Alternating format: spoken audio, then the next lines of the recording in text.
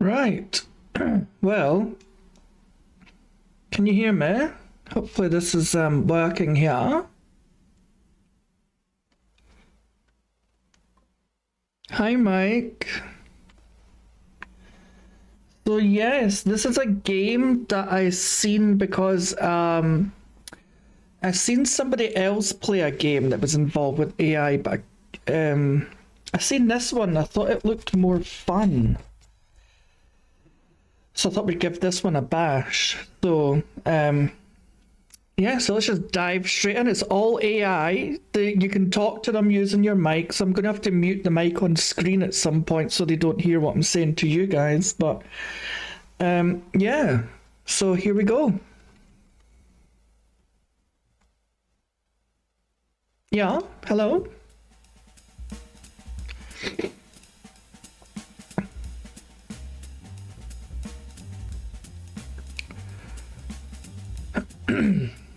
Right. Right, so we've got all these different places. I suppose we're better starting off at the police station.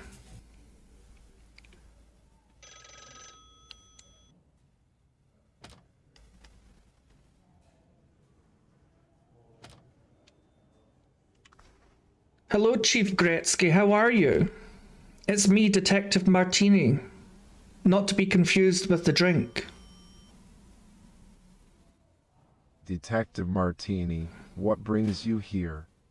And why do you feel the need to clarify that you're not a drink? Well, it's just an icebreaker. It's part of my humor. I guess you don't appreciate humor. Humor, is that what you call it? I suppose I've just developed a refined taste for it over the years. Now, what is it that you wanted to discuss, Detective? Spit it out. Well, I've been dragged to this little backwater town because you're incapable of solving the murders that happened here, so what can you tell me about them? Oh, so now you think you can waltz into my station and insult my capabilities? You must have quite the nerve, Martini. But since you're so eager to know about the murders, let me enlighten you. We've got 3 victims so far.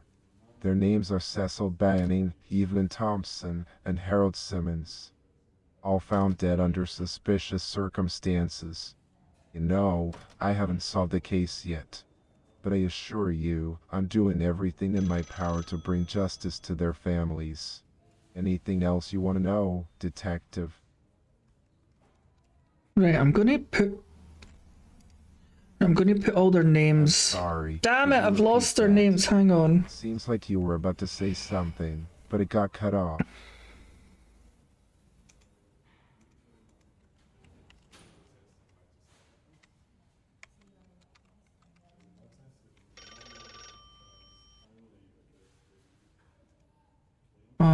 Harold Simmons. Is this right? Okay.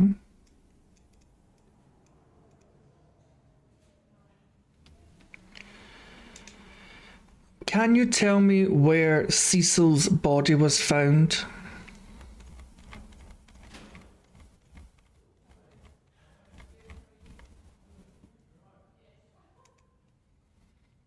Can you tell me where Cecil's body was found? Cecil's body was found in an alleyway behind the Vaudeville theater. Why do you ask, Martini? Do you have any leads or information that could help us crack this case? I'm asking because I'm here to detective what happened. Where was Evelyn's body found? Detect what happens. Could you please clarify what you mean by that, Detective? Are you suggesting that you have some sort of insight or investigation strategy that could shed light on the murders? If so, Eva, are you referring to Evelyn Thompson, one of the murder victims? Well, her body was discovered in her own apartment. Why do you ask, Martini? Do you suspect there's something significant about her location? Wait, why can't I click on this now? Click on the snow. What on earth are you talking about, Martini? This is a bit glitchy. It's not letting me, hang on a minute. Game. Focus, for heaven's sake. Now, if you have any relevant information or questions about the case, please share. Otherwise, let's not waste any more time.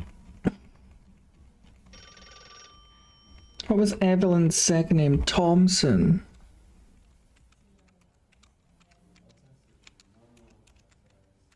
Why? Right, can I actually click down over here? It's not letting me write notes.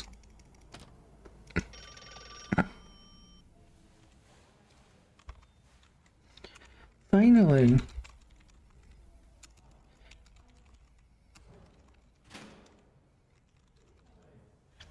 I'm a bit worried this isn't working right. Hey, Seiju. Because from the bits that I've seen on other YouTubers' channels, that's not the name of the people that were murdered.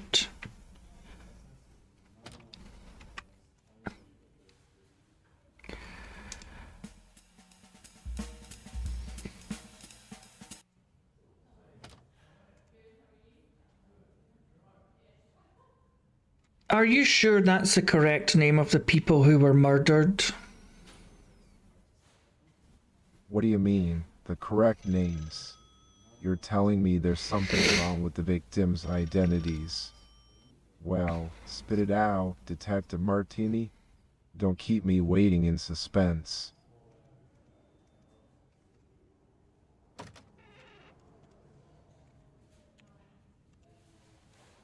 Where was Harold Simmons' body found? Harold Simmons, huh? That poor soul. His body was found in an alleyway behind the Saxa Bar Theater. Disgusting place, if you ask me. Wasn't somebody else found behind the theater? Yeah. Fun finder, you say. Never heard of it. Is that some newfangled establishment in town? I don't have Wait a time. minute. Have you made up your mind, Detective Martini? Yeah, look, this is the name that I'm expecting. He's not doing this right.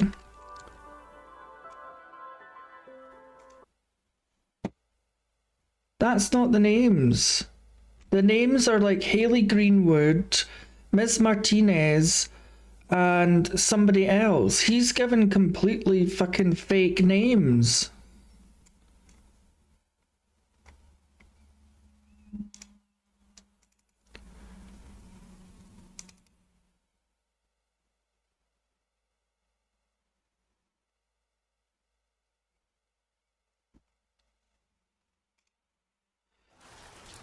I don't know if there's a way to reset the game. I don't know if something's went wrong with it. The second I stepped off the train into the city of Vaudeville, I could feel the weight of its melancholy in the air. Even the drizzle that clung to the city's grimy cobblestones felt a shade darker than your everyday downpour.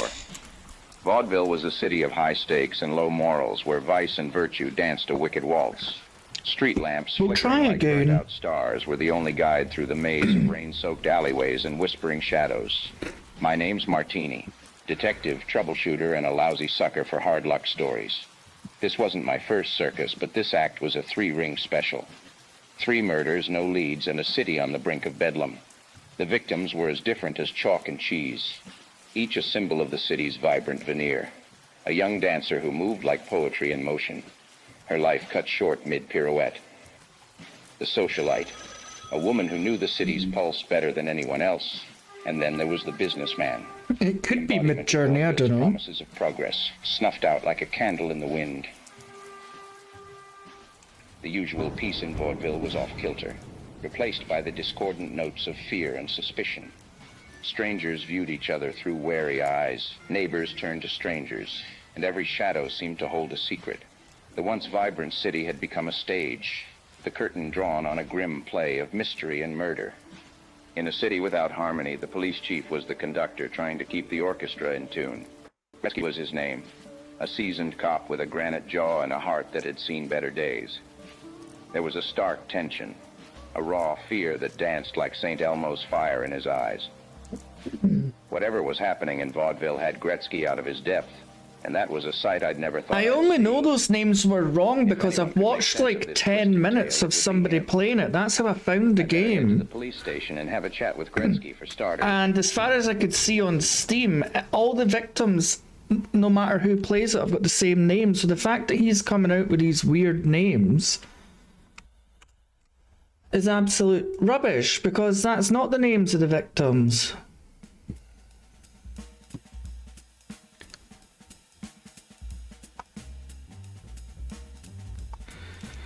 Let's just delete all this because that's obviously wrong. He's just got the wrong names.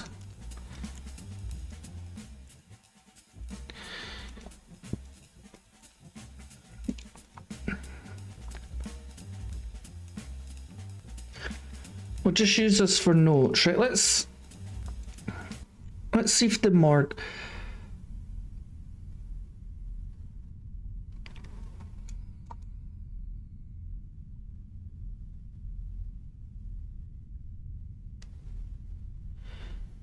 Hi, Coroner Bobby.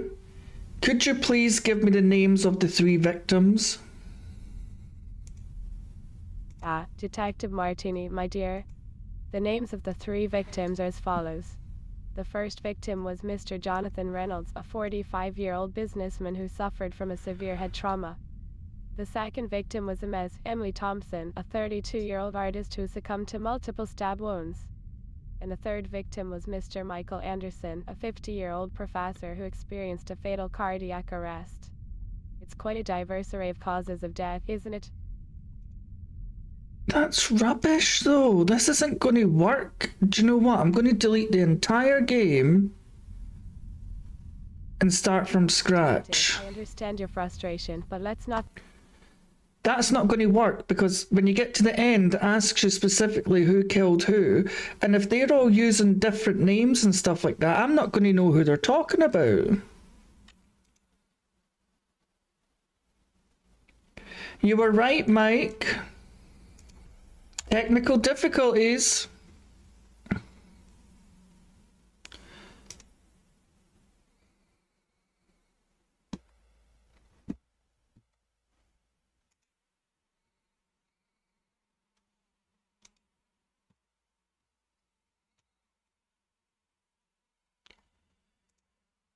You must have jinxed it, yeah.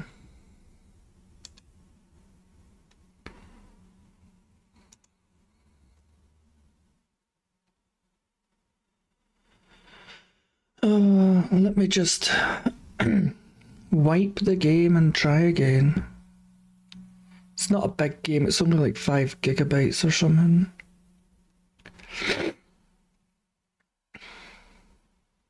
I think the AI somehow got tangled up or something.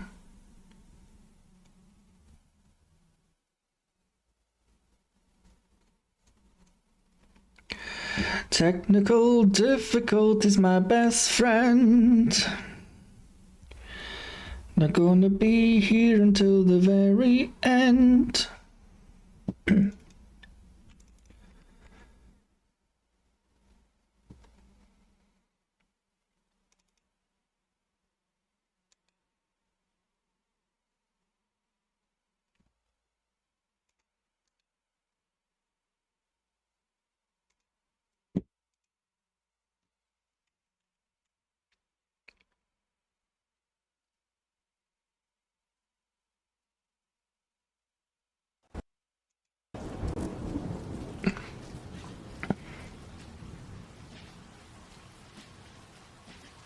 The second I stepped off the train into the city of Vaudeville, I could feel the weight of its melancholy in the air. Even the drizzle that clung to the city's grimy cobblestones felt a shade darker than your everyday downpour. Vaudeville was a city of high stakes and low morals, where vice and virtue danced a wicked waltz. Street lamps flickering like burnt-out stars were the only guide through the maze of That's weird. It's not picking up the game now. My name's Martini, detective, troubleshooter, and a lousy sucker for hard luck stories. This wasn't my first circus, but this act was a 3-ring special. 3 murders, no leads, and a city on the brink of bedlam. The victims were as different as chalk and cheese, each a symbol of the city's vibrant veneer. A young dancer who moved like... Right, let's see if this works.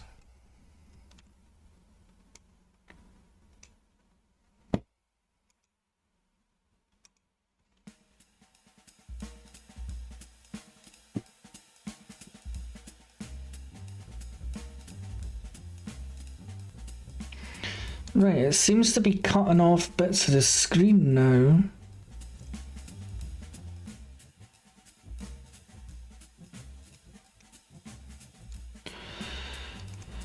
Oh my goodness, why can't things just work like they're supposed to?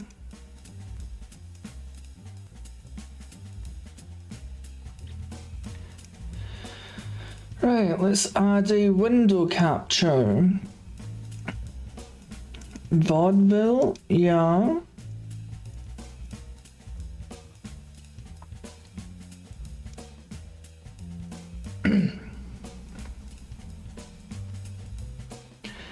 Right, I think that's it. And you can hear the game, everything's alright.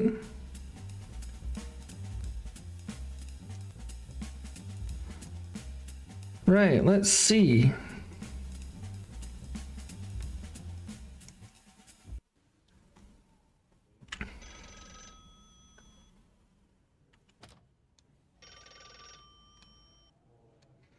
Hi, Constable Jones. My name's Detective Martini. What can you tell me about the 3 victims? Well, Detective Martini, I'm not sure if I can be of much help, but, let me think. The 3 victims, they were all found in different parts of town, you know. It's like a needle in a haystack, trying to find a connection. But, they were all, brutally murdered, that's for sure. It's a real tragedy, it is. I wish I could be more helpful, but, my mind is as blank as a clean slate. You seem very nervous, Constable Jones. Can you tell me why? Oh, well, it's just that. I'm always a bit nervous around new people, especially detectives like yourself. I mean, they say first impressions are everything, and I don't want to mess things up. You see, I'm just a simple constable, doing my best to assist Chief Greatskin solve cases. But sometimes, I feel like a fish out of water, like a square peg in a round hole. It's just my nature, I suppose. I hope that doesn't make me seem like a chicken with its head cut off. Can you tell me the names of the 3 victims? Oh, Detective Martini, you know?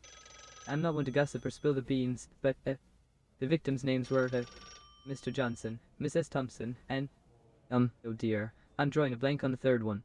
It's on the tip of my tongue, I swear. But, they were all good folks, you know. Salt of the earth, as they say. It's a real shame what happened to them. Like a bolt out of the blue, it was. So what is he saying their names are?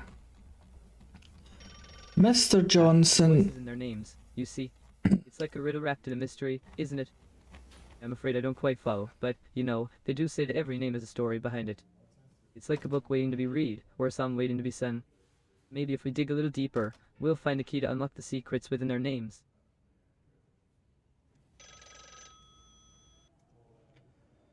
Chief Gretzky, my name's Detective Martini, and I've been sent here to help you with your investigations. What can you tell me so far?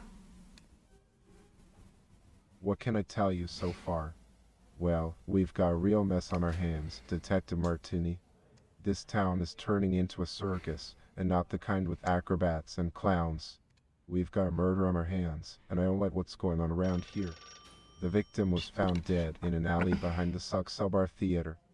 It looks like a professional hit to me, but I can't say for sure just yet. We've got a lot of ground to cover, so let's get to work.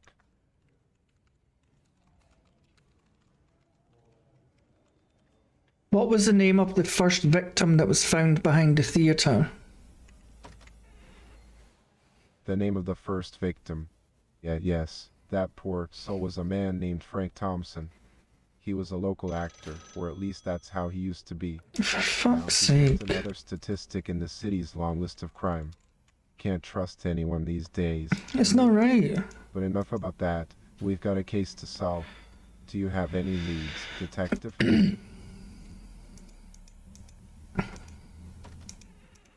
Who was the second victim, Chief Gretzky?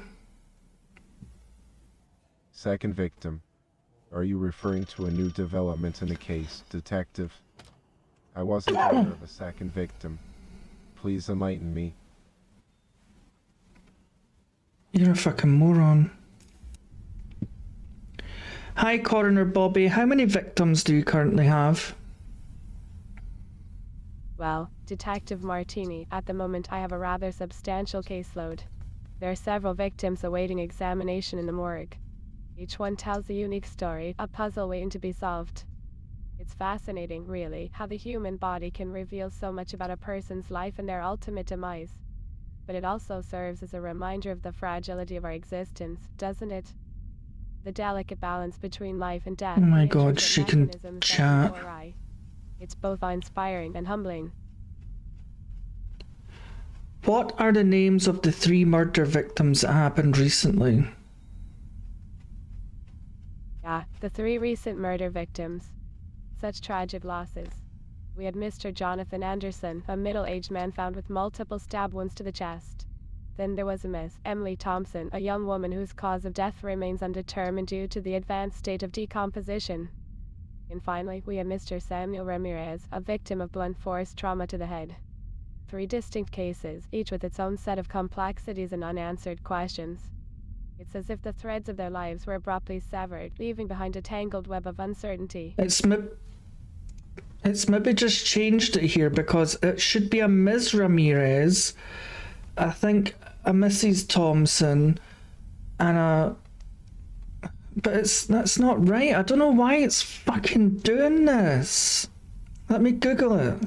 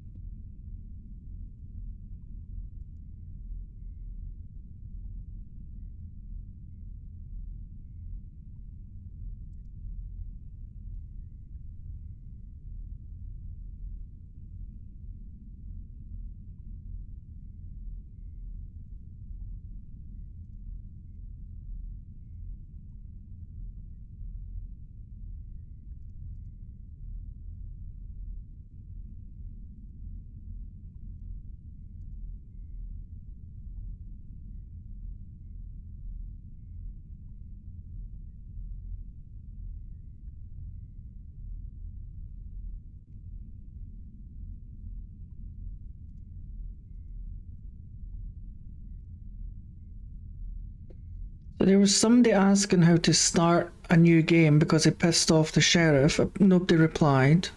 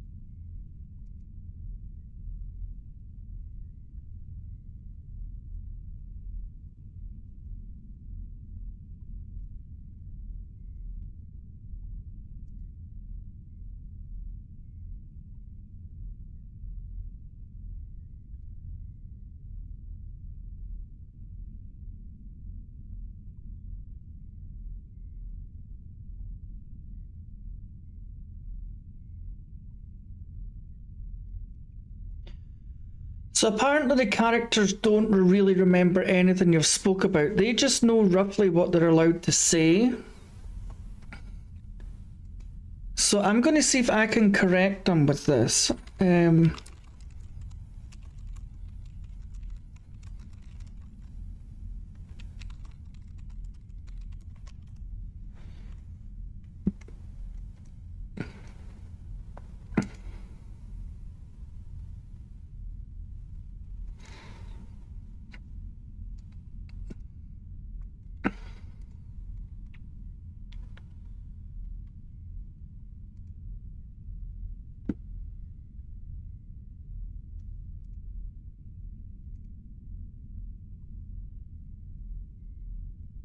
Yeah, they're the same every time, Mike. They shouldn't be different.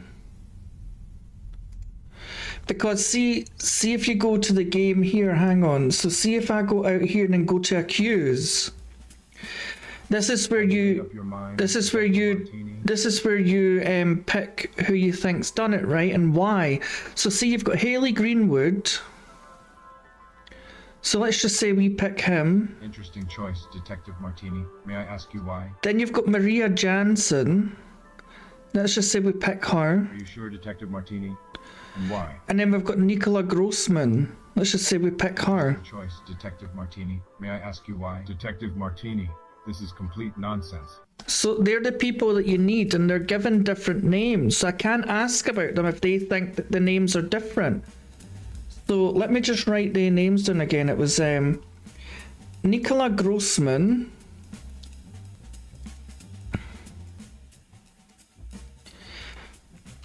Right, so I know there's Haley Greenwood. There was Nicola Grossman.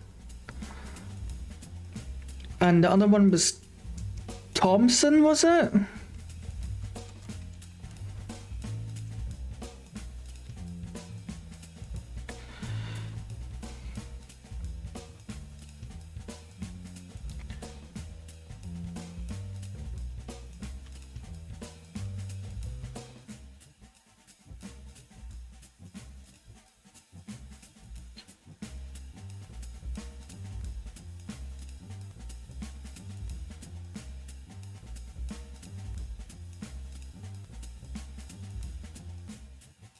Maria, I think it was, right.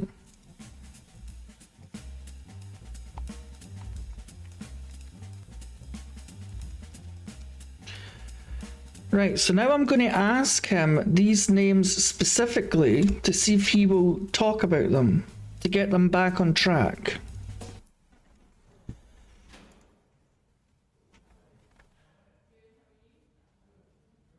Hi, Chief Gretzky, it's me, the amazing detective.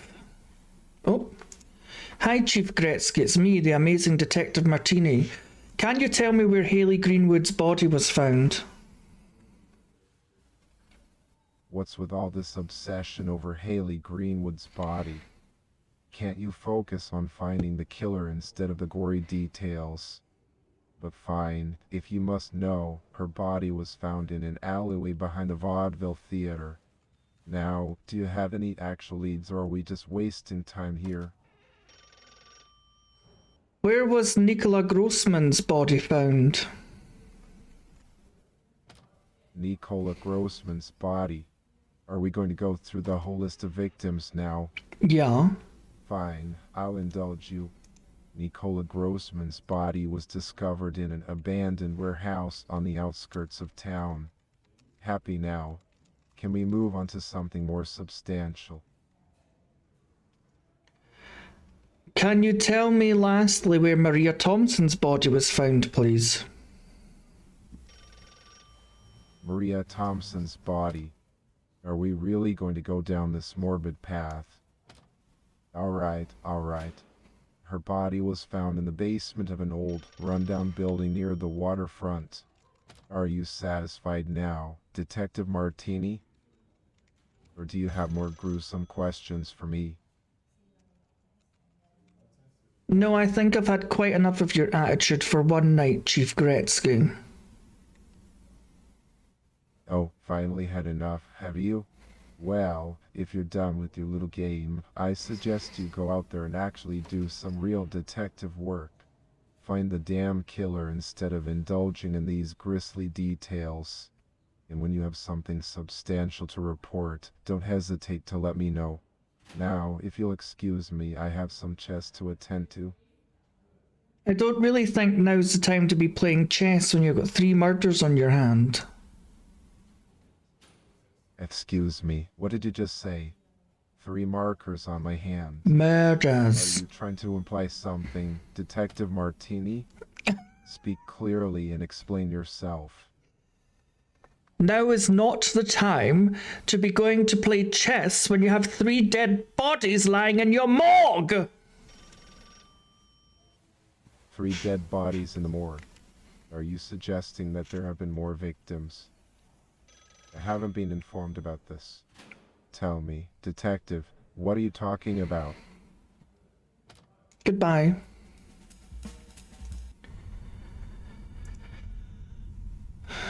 Good evening, Coroner Bobby. I apologize for calling at such a late hour, but could you tell me about the injuries that you found on Haley Greenwood's body?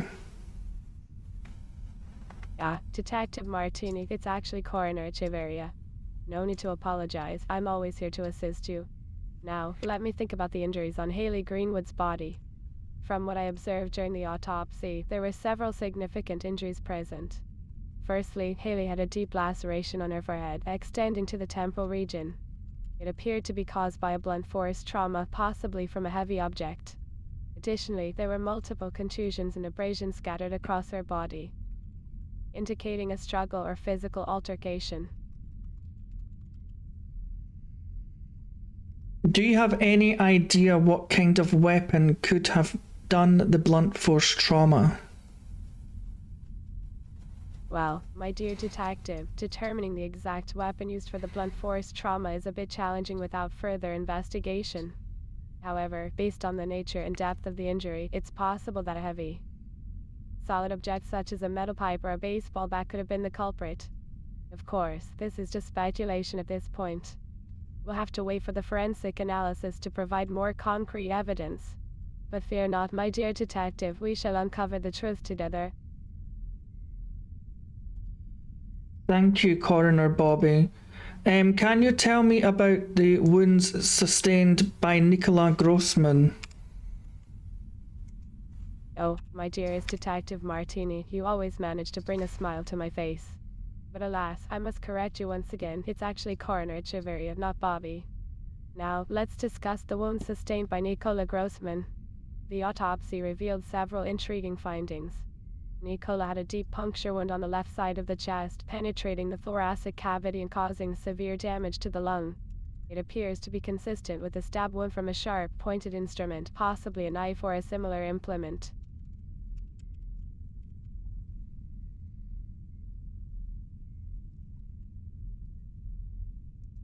Coroner, your name is far too confusing to try and say, so from now on I will just call you Coroner Bobby. It's easier on the tongue. What injuries did Maria Thompson have? Thank you. Yeah, my dear detective, you never fail to amuse me with your playful nature. Very well, you may call me Barbie if it pleases you. As for Maria Thompson's injuries, let me recall them for you.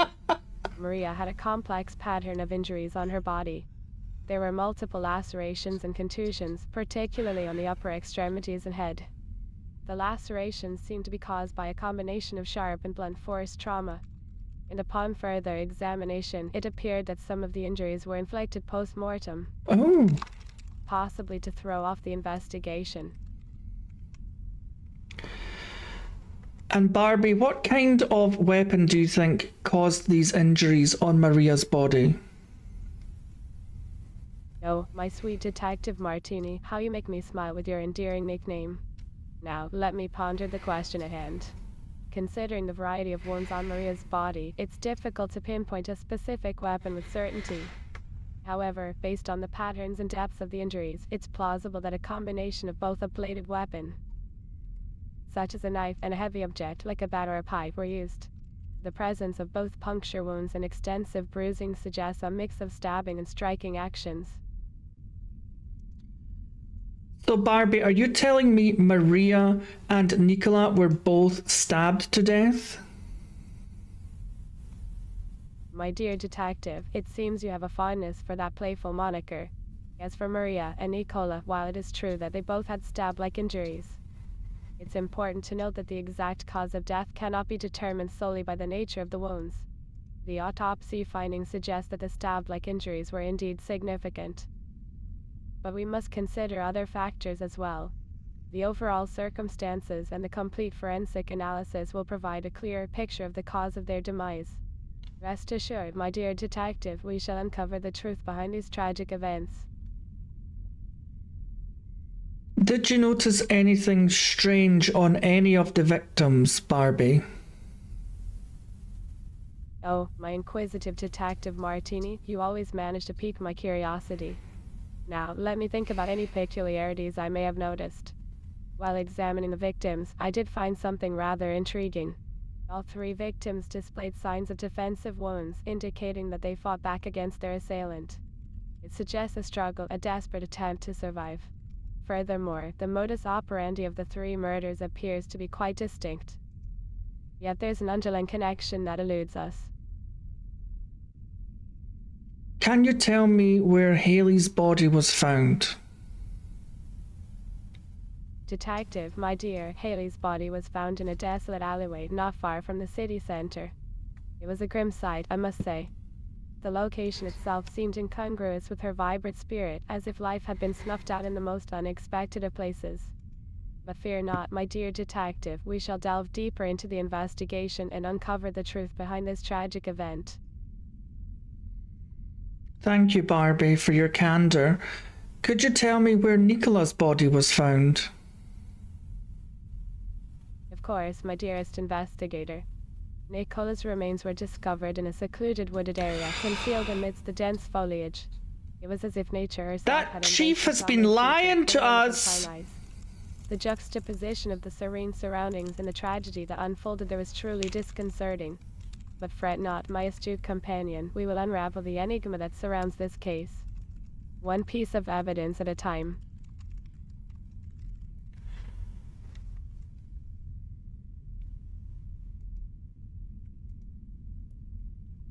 And you said that Nicola was stabbed to death. Oh. And you said that Nicola was stabbed to death? Indeed, my discerning colleague, it appears that Nicola's dance with life was abruptly halted. Not dance. The body suggests a struggle, a battle against an unknown force. It's as if the rhythm of life was interrupted by a discordant note, leaving us with unanswered questions and a sense of melancholy. But fear not, my steadfast partner, we shall analyze every clue with precision and uncover the truth. For justice shall dance in harmony once more. And Coroner Barbie, where was Maria's body found? Maria's delicate vessel was discovered in an abandoned warehouse. Detective Martini. The cold, desolate surroundings seemed to mirror the emptiness that befell her. It was a place where shadows whispered secrets and the echoes of despair lingered. The scene was haunting, as if the very walls held the weight of her untimely departure. But fret not, my dear detective, for we are here to shed light on the darkness and bring solace to those left behind. When will your analysis of the bodies be complete?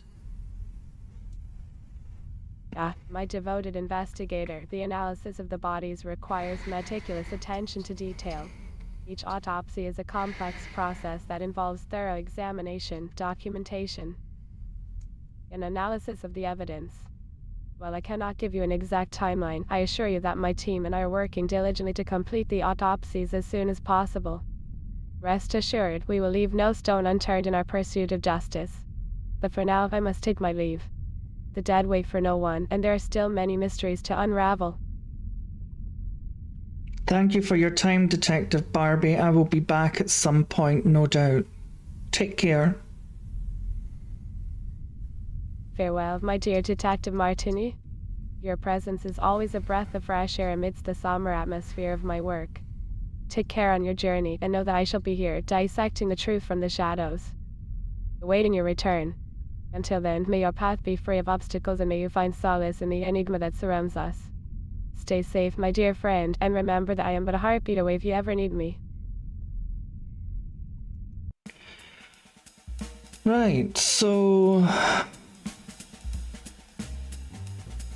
I'm guessing this is a forest, so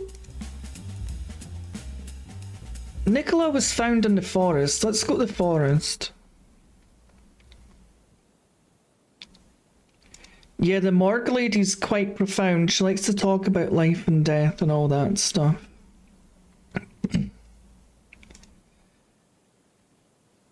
Hi there, Dada. Are you the local witch? Greetings, dear traveler. Which, you say? Well, I suppose that is one way to describe me. Although, I prefer to think of myself as more of a guardian than a witch. Ooh. You see, I am the protector of the Blackwoods, a humble servant of the forest. I have dedicated my life to its well-being and the creatures that call it home. But please, do not be afraid. I mean you no harm. How may I assist you on this fine day? Do you have any penis enlargement potions? I decline to answer your questions. So that's a yes, but you'll meet me behind a tree? Oh, my apologies if I gave you the wrong impression. I am not quite the secretive type, you know. But if it puts your mind at ease, we can certainly meet behind a tree if that is what you wish. The trees are my friends, after all, and they make excellent listeners. Just remember, my purpose here is to protect and guide, not to cast spells or brew potions. Now, let us embark on this peculiar rendezvous behind the tree, shall we? Wink, wink, nudge, nudge. You're not going to admit you can sell me a potion, but you'll give me one. Okay, that's fine. Now, Dada, I don't know if you realise that a body was found in the woods not too long ago. Do you know anything about the death? A body found in the woods, you say? Well, that is indeed a summer matter. The Blackwoods can be a mysterious place, with its hidden secrets and ancient whispers. But fear not, my dear friend, for I am but a humble guardian, and not privy to such details of human affairs. I am more attuned to the rustle of leaves and the dance of woodland creatures. However, if you seek guidance or solace in the wake of this unfortunate event, I am here to lend an ear and offer what wisdom I can. I've noticed, Dada, that your fun bags are very droopy, and perhaps you might benefit from some over-the-shoulder boulder holders. Oh my, what a curious observation. You have quite the eye for detail, my friend. Yes, my fun bags, as you so aptly put it, have certainly seen their fair share of gravity's gentle pull. But worry not, for they are a testament to the passing of time and the weight of knowledge that life bestows upon us. They may be droopy, but they carry the stories and experiences that have shaped me into who I am today. As for an over-the-shoulder boulder holder, while it may serve its purpose for others, I prefer to let my fun bags roam free and unencumbered. But thank you for your concern, dear friend. Now, let us continue our conversation and perhaps leave my fun bags out of it.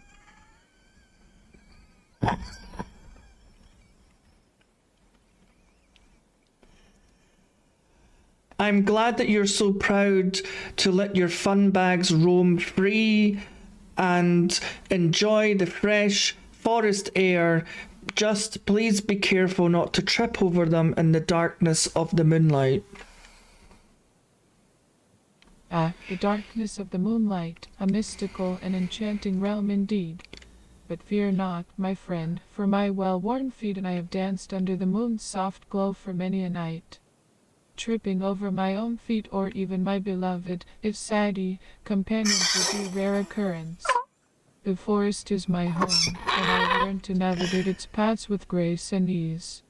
Besides, in the moon's embrace, every step is a dance and every stumble a part of the rhythm.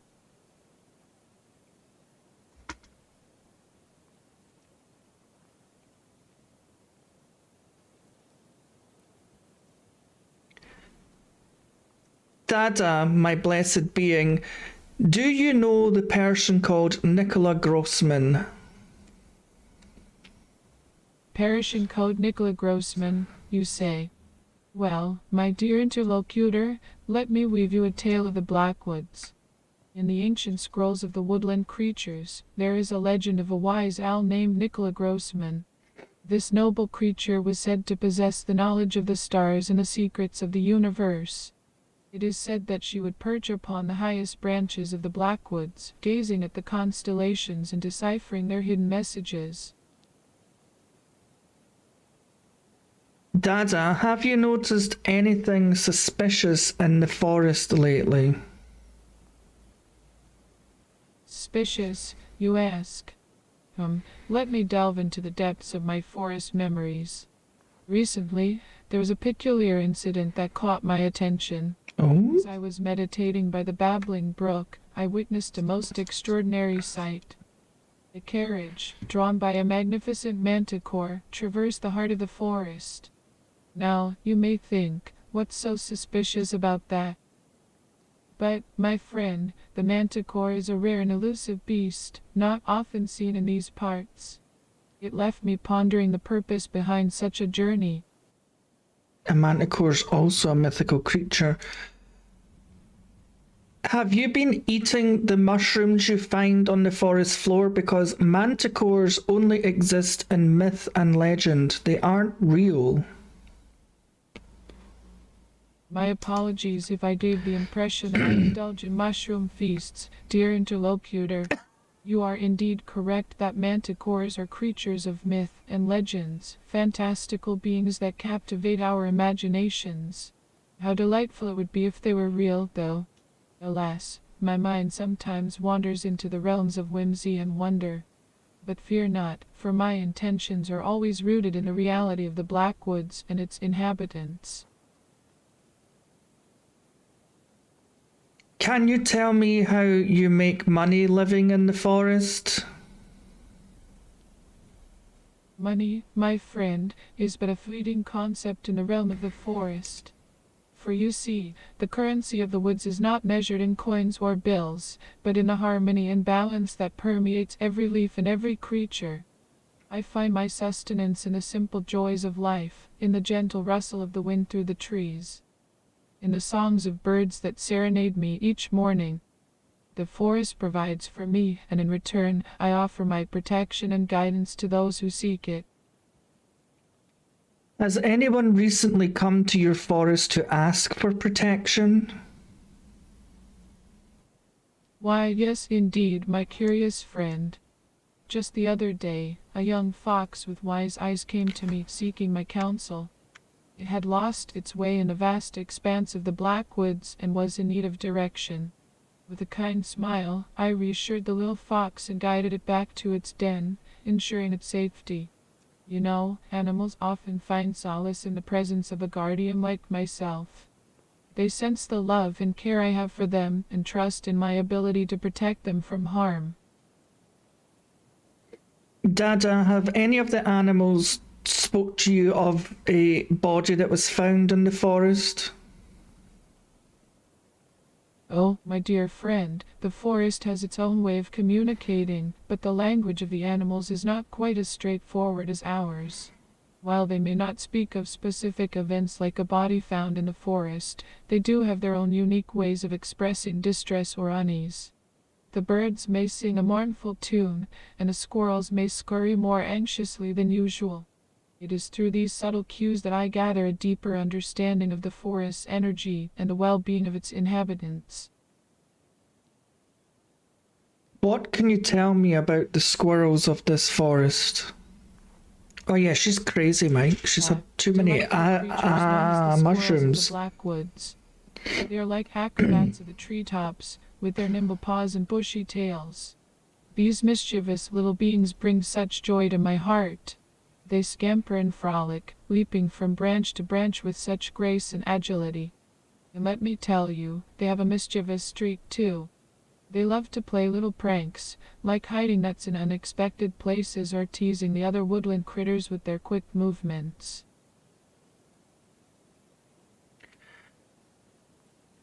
One last thing before I go, Dada. You have absolutely nothing to tell me regarding the recent deaths. That's not even picking me up now.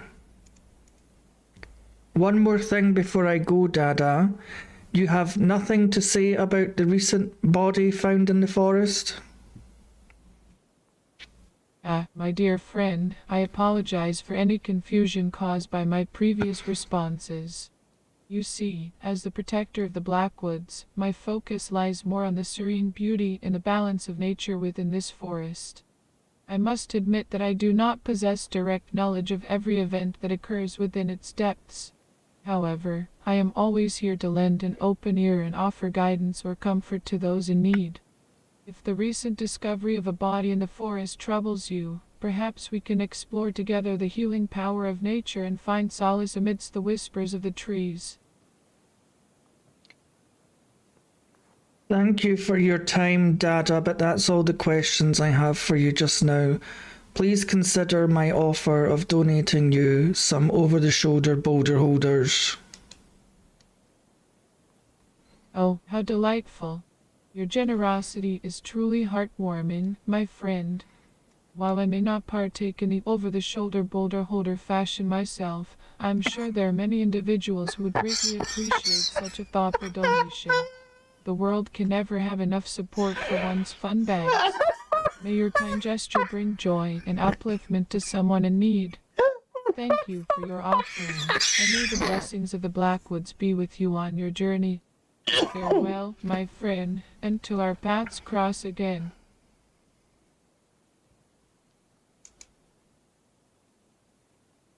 Namaste, Dada. Namaste, dear friend. What a beautiful word to bid farewell with. Namaste, the divine light within me honors the divine light within you. As you venture forth from the embrace of the forest, may you carry the serenity and wisdom of the woods in your heart. Remember, even in the hustle and bustle of the outside world, take a moment to find your inner stillness and connect with the beauty that surrounds you. Until we meet again, may the spirits of the forest guide your steps and fill your days with peace and wonder. Namaste.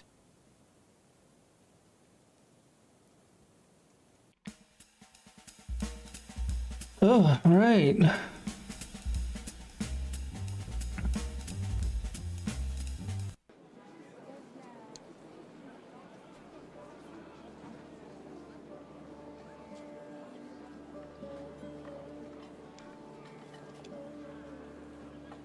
Good evening, Pascal. My name's Detective Martini, not to be confused with the drink.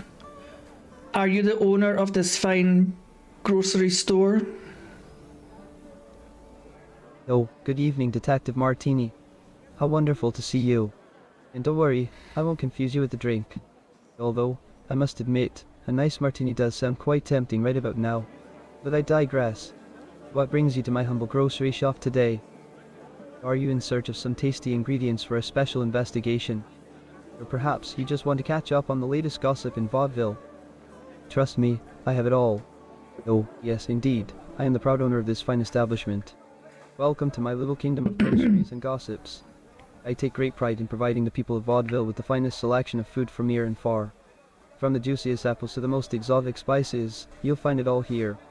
So, how can I assist you, Detective? Is there something specific you're looking for? Or do you I simply must wish to bask say- in the delightful ambience of my store? I must say, Pascal, your trousers are very tight and they are making me feel uncomfortable. I'd rather not talk about this. I'd rather not look at it. Ah, well, to each their own, my dear detective. No worries, there's plenty to discuss without even glancing at the shelves. We can dive right into the sea of gossip that flows through the streets of our beloved town. Have you heard about the scandalous affair between Mr. Jenkins and Mrs. Smith? It's been the talk of the town for weeks. And let me tell you, the details are juicy. Or perhaps you'd like to know about the mysterious disappearance of old Mr. Thompson's cat. Rumor has it that it was kidnapped by aliens.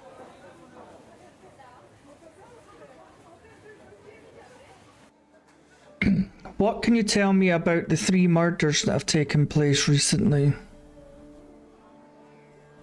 Murders, my goodness. Detective Martini, you certainly do have a knack for bringing up the most intriguing topics. I must say, it's quite a summer subject, but I understand the importance of your investigation. Let me gather my thoughts and share what I've overheard from the grapevine. First, there was poor Mr. Johnson, found lifeless in the park. Such a tragedy. The word on the street is that he was involved in some shady business dealings, but I can't vouch for the accuracy of those rumors. Mr. Johnson? Ah, Mr. Johnson. What a character he was. Always had a mischievous twinkle in his eye, that one. He used to come into my shop and regale me with stories of his adventures. Quite the charmer, I tell you. Oh, hey, But alas, Yorkshire. his fate took a dark turn. It's such a shame, really. But you know, sometimes, the shadows cast upon our lives reveal secrets we never could have imagined. Makes you wonder what secrets Mr. Johnson was hiding, doesn't it?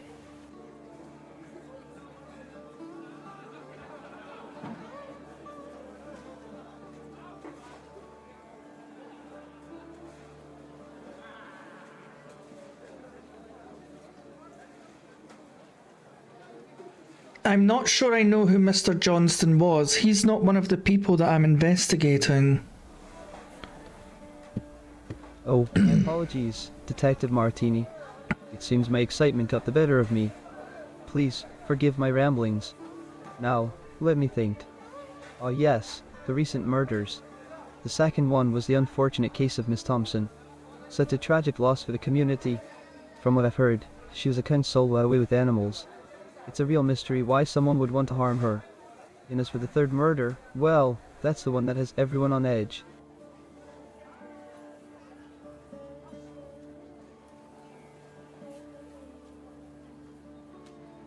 Are you saying that Maria liked animals?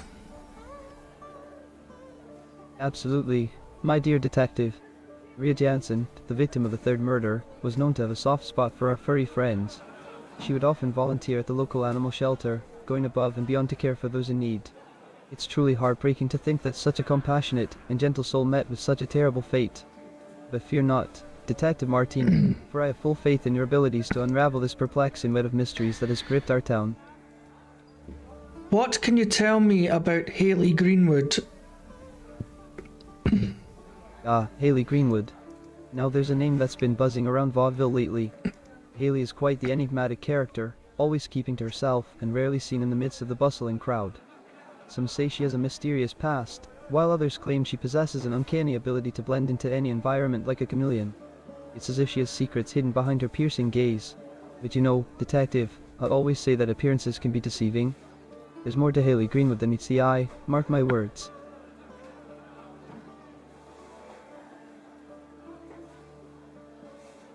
What can you tell me about Nicola Grossman? Nicola Grossman. Now there's a fascinating individual. She was a regular customer of mine, and we would often engage in lively conversations about all sorts of things. Nicola had an insatiable curiosity for the world and a passion for art. She would often share her latest artistic endeavors with me, and I must admit, her talent was truly remarkable. But beyond her artistic pursuits, Nicola had a warmth and kindness that radiated from within. She had a way of making everyone feel special, like they were the most important person in the room.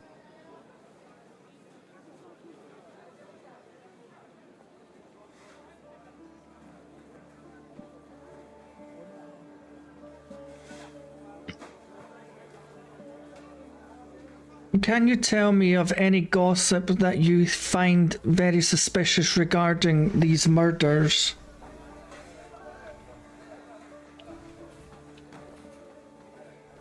Well, detective, I must admit, there have been some whispers and murmurs floating around Vaudeville. There's been talk of a mysterious figure lurking in the shadows, someone who's been seen near the crime scenes. You know how it is with gossip, it's often hard to separate fact from fiction. Some say this figure is a tall, dark-haired man with piercing green eyes. Others claim he's a ghostly apparition, come to exact revenge on the living. But I...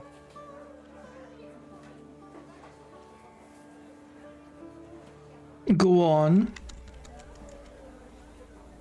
But I, for one, believe that we shouldn't jump to conclusions based on mere rumors and hearsay. After all, the truth can be a slippery fish, swimming just out of reach. It's important to approach these matters with a clear mind and a discerning eye. Now, if you'll excuse me, I have some fresh produce to tend to. But do let me know if there's anything else I can assist you with, dear detective.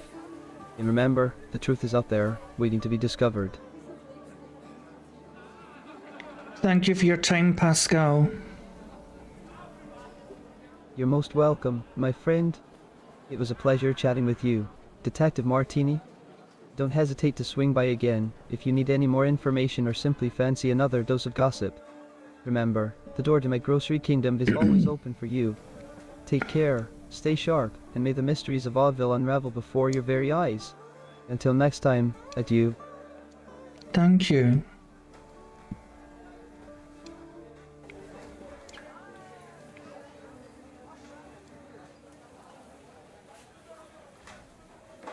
I've seen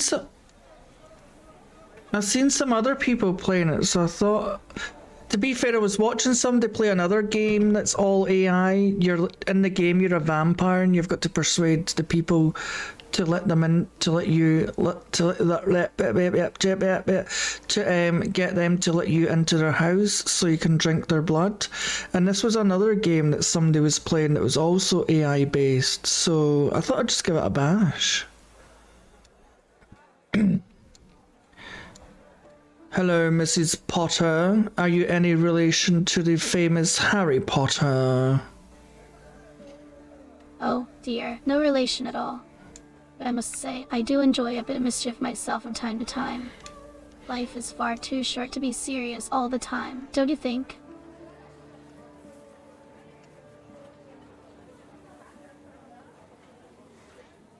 Couldn't agree more. I love to get absolutely blotto at the weekend and forget my own address. Well, my goodness. That does sound like quite the adventure, but I prefer to maintain a certain level of decorum and grace in my own escapades. After all, a lady of my standing wouldn't want to tarnish her reputation now, would she? But to each their own, I suppose. Cheers. What kind of reputation and standing do you have in vaudeville, Mrs. Potter? Oh, my dear, my reputation in vaudeville is simply impeccable.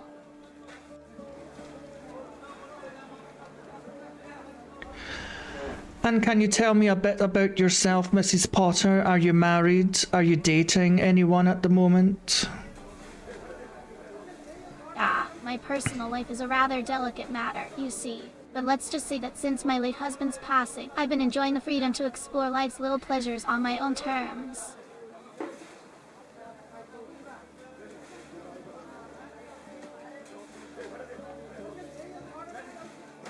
Sorry to hear about your husband, Mrs. Potter. If you don't mind me asking, how did the poor fella die? Miss S, my dear, it was a tragic case of the flu that took my beloved Victor away from me. But I must admit, I do find it fascinating how a tiny virus can wield such power over us mere mortals. Life is a fragile thing, isn't it? One moment here, the next gone. Such is the nature of our existence. Now, shall we discuss more pleasant matters?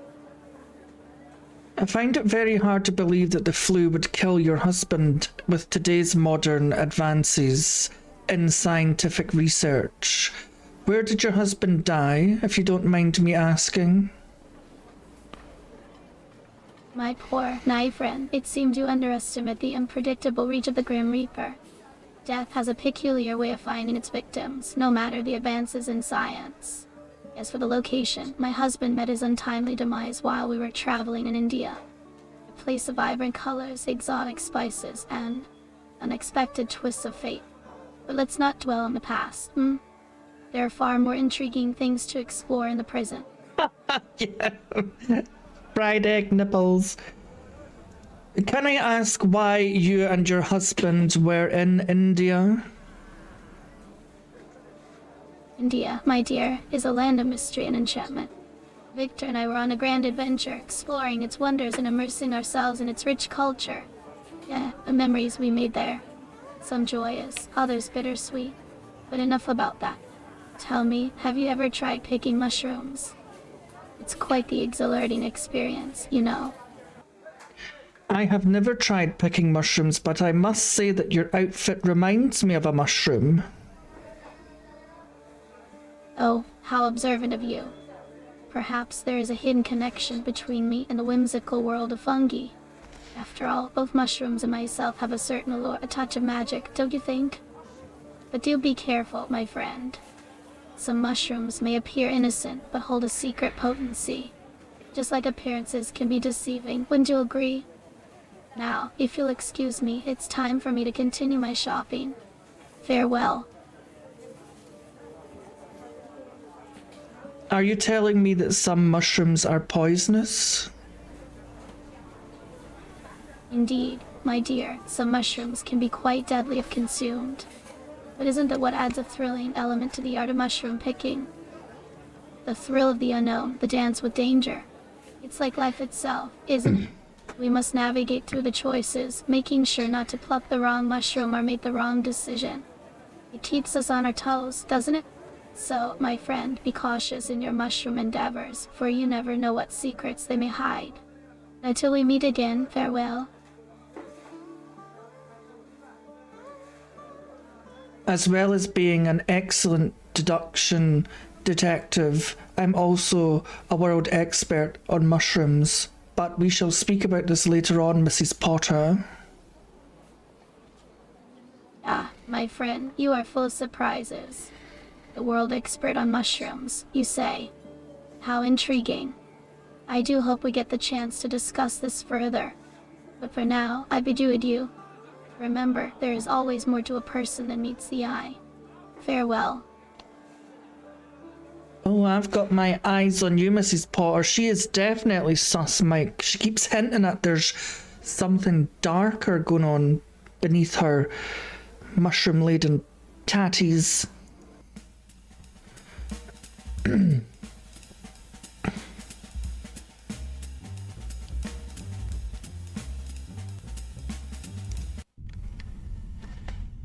Coroner Barbie, 'tis I, Inspector Coroner Barbie, 'tis I, Inspector Martini. Do you have any more information on the murders at hand? Well, Detective Martini, the murders we're dealing with here are quite intriguing. The modus operandi of each one is distinct, yet there seems to be a thread connecting them all. It's like a puzzle waiting to be solved. The first victim, a male in his late 40s, suffered from a severe blunt force trauma to the head. The second victim, a young woman in her early 30s, had multiple stab wounds to the chest. And the third victim, an elderly man in his 70s, showed signs of asphyxiation.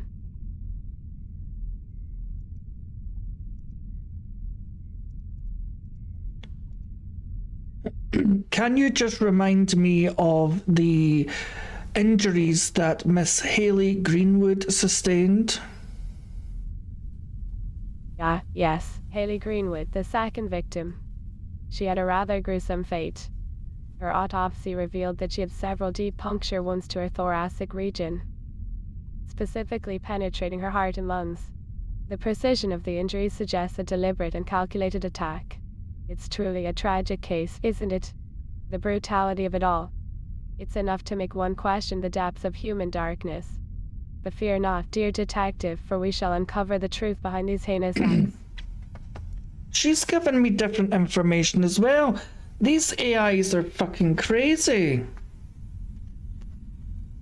Can you tell me what age Haley Greenwood was? Oh, poor Haley. She was a young woman in her early 30s, detective. Just entering the prime of her life, full of hopes and dreams. It's heartbreaking to think that her journey was cut short in such a violent manner. Life is fragile, isn't it? One moment we're here, the next, gone. It reminds me of the delicate balance between existence and mortality, the ephemeral nature of our being. But let us not dwell on the somber thoughts, for we must focus on finding justice for those who have departed.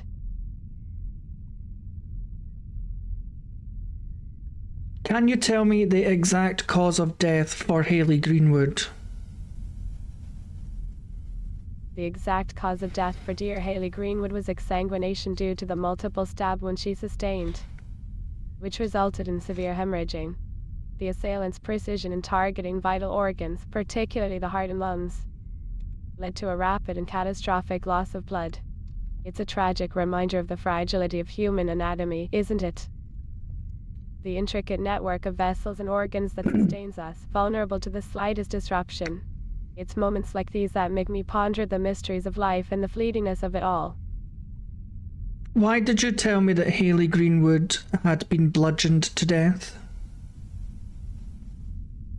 Oh, my apologies, detective. It seems I misspoke earlier. Please forgive any confusion caused. To clarify, Haley Greenwood did not suffer from blunt force trauma. She indeed met her untimely end through the infliction of several deep puncture wounds, causing significant internal bleeding and ultimately leading to her demise. I appreciate your attention to detail and your desire for accurate information. It's important to ensure that we have a clear understanding of the facts at hand. Thank you for bringing it to my attention, Detective Martini. You must remember, Coroner Barbie, that the devil is in the details. You can't get any of this wrong ever again. Yeah, you're right, Detective. The devil truly is in the details, and accuracy is of utmost importance in our line of work. As a coroner, I understand the gravity of my role and the responsibility that comes with it. It's essential to provide precise and reliable information to aid in the pursuit of truth and justice. Mistakes can have far-reaching consequences, and I assure you that I strive for perfection in my examinations. However, we must also remember that we are only human, susceptible to occasional slips of the tongue. Can you tell me the exact cause of death of Nicola Grossman? No, Nicola Grossman. Such a tragic case. The exact cause of death for Nicola was asphyxiation, specifically due to manual strangulation. The assailant's hands left clear evidence of pressure on the neck, resulting in the obstruction of the airway and subsequent lack of oxygen supply to the brain. It's a chilling reminder of the fragility of life, isn't it? The delicate balance between breath and stillness, between existence and oblivion. It's moments like these that make me ponder the mysteries of mortality and the fleeting nature of our time here. Why did you tell me previously that Nicola had been stabbed to death? Another mistake, Coroner Barbie? My sincere apologies once again, Detective Martini. It seems I made an error in my previous response. I appreciate your patience and understanding. To correct myself, the actual cause of Nicola's demise was not stabbing, but rather asphyxiation through manual strangulation. The signs of external trauma were absent, and upon further examination, it became evident that the restriction of airflow resulted in his unfortunate passing. The intricacies of each case can be overwhelming at times, and I appreciate your diligence in seeking accurate information. Can you tell me what age Nicola was when they died? Detective, I must apologize for my oversight. Nicholas Grossman was a middle-aged individual, approximately in their early 50s. At the time of their untimely departure, it's a reminder that death does not discriminate based on age or circumstance. It's a stark reality we must face in our line of work, isn't it? The fragility of life, the uncertainty of our existence. It's moments like these that make me reflect on the brevity of our time here and the importance of cherishing every precious moment we have. And finally, Coroner Barbie, can you give me the exact cause of death for Maria Thompson? Maria Thompson, a name that lingers in the air like a whisper of sorrow. The exact cause of her passing was a result of severe head trauma, specifically a traumatic brain injury. The forceful impact upon her cranium led to significant intracranial hemorrhage and subsequent cerebral edema. It's a devastating fate, isn't it? The delicate balance within the skull, the vulnerability of the brain to external forces. It reminds me of the intricate tapestry of human anatomy, the interconnectedness of each organ and system. Did you find anything strange about the wound on Maria Thompson's head? Detective, you have an astute eye for detail. Yes, there was something peculiar about the wound on Maria Thompson's head. Upon closer examination, I noticed a distinct pattern of abrasions and contusions surrounding the area of impact. It almost resembled the imprint of a grain, as if she had been struck with a wooden object. The irregularity of the wound raises questions about the nature of the weapon used and the circumstances surrounding her demise. It's moments like these that remind me of the complexity of our investigations, the need to delve deeper into the intricacies of each case. Can you tell me if it was a sharp object that she was struck with? Sharp or blunt, my dear investigator, the exact instrument used to strike poor Maria's head is yet to be determined. The appearance of the wound suggests a forceful blow, but the specific characteristics of the implement remain elusive. It's a puzzle we must unravel piece by piece, examining the evidence meticulously. The path to truth is often winding and uncertain, but fear not, for together we shall navigate these treacherous waters and shed light on the darkest corners of this investigation. Do you know where Maria Thompson worked? Yeah, the workplace of the late Maria Thompson. It was a bustling medical clinic, a hub of healing and care. She dedicated her days to tending to the ailments of others, offering solace and support to those in need. The irony is not lost on me, my dear detective. The healer becoming the victim, the guardian of life succumbing to a tragic fate. It reminds me of the delicate balance between our roles as protectors and the vulnerability we all share in the face of mortality. Can you tell me where Nicola Grossman worked? Nicola Grossman, a soul extinguished too soon. They were a diligent worker, dedicating their time and expertise to the field of forensic science. Nicola's place of employment was the esteemed Forensic Investigation Laboratory, where they contributed their knowledge and skills to unraveling the mysteries of crime. It's a poignant reminder of the fragility of existence, isn't it? The very individuals who strive to uncover the truth can become entangled in its web. We must remain steadfast in our pursuit of justice, even as we acknowledge the risks inherent in this noble endeavor. And can you tell me where Haley Greenwood worked? Haley Greenwood, a name that echoes with a sense of loss and potential unfulfilled. She was not just a victim, but a vibrant individual with dreams and aspirations. Haley's workplace was a bustling law firm, a realm of legal battles and intricate negotiations. It's a stark contrast, isn't it? The juxtaposition of life and death, the ceaseless flow of cases, and the Chief Goretsky, I'm just looking for you to clear up a few bits of information for me, please. Can you tell me where Haley Greenwood worked before she died? Haley Greenwood, huh? What's the connection between her and this case? I don't recall her being involved in anything criminal. But if you want to know where she worked, I believe she was a waitress at the local diner, the Blue Moon Cafe. Why do you ask?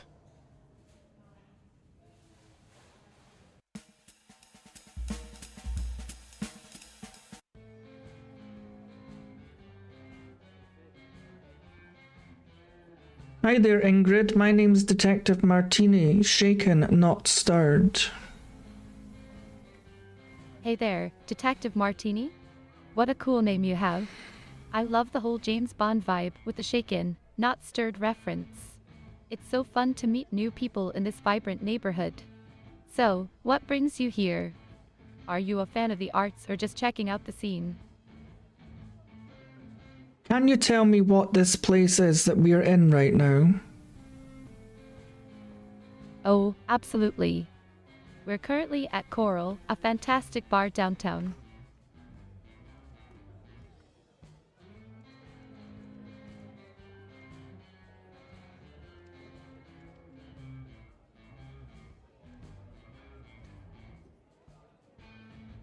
Ingrid, I don't know if you know, but there have been several murders around town recently. Is there anything you can tell me that you think might be relevant? Oh, Detective Martini, I'm so glad you brought that up. You see, I actually knew one of the victims, Haley Greenwood. She was a dear friend of mine, and her death has left me quite shaken. Haley was a talented dancer, just like me, and we both had dreams of making it big in the world of vaudeville. It's devastating to think that such a bright light was snuffed out. I don't know if it's relevant to the investigation, but Haley and I went on a trip to India together not too long ago.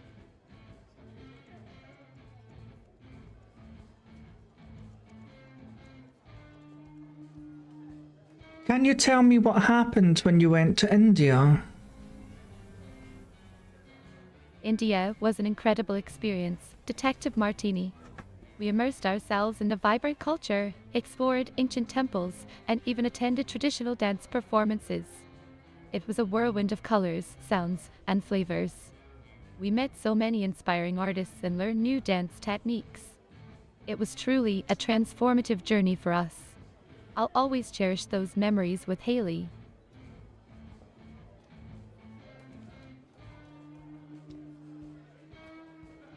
Pamola? As in like Pamola Faith?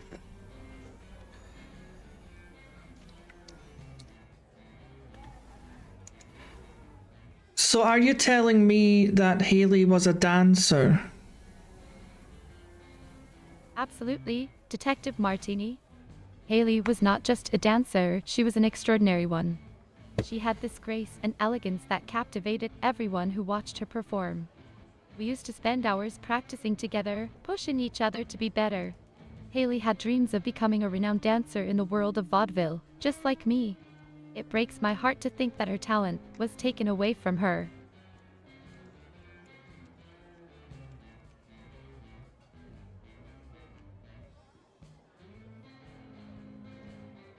Did you see anyone you recognized when you were in India? Detective Martini, you won't believe it, but I actually met this fascinating musician named Ravi in India. He had this incredible energy and his music was like magic. We spent a lot of time talking about our passions and aspirations.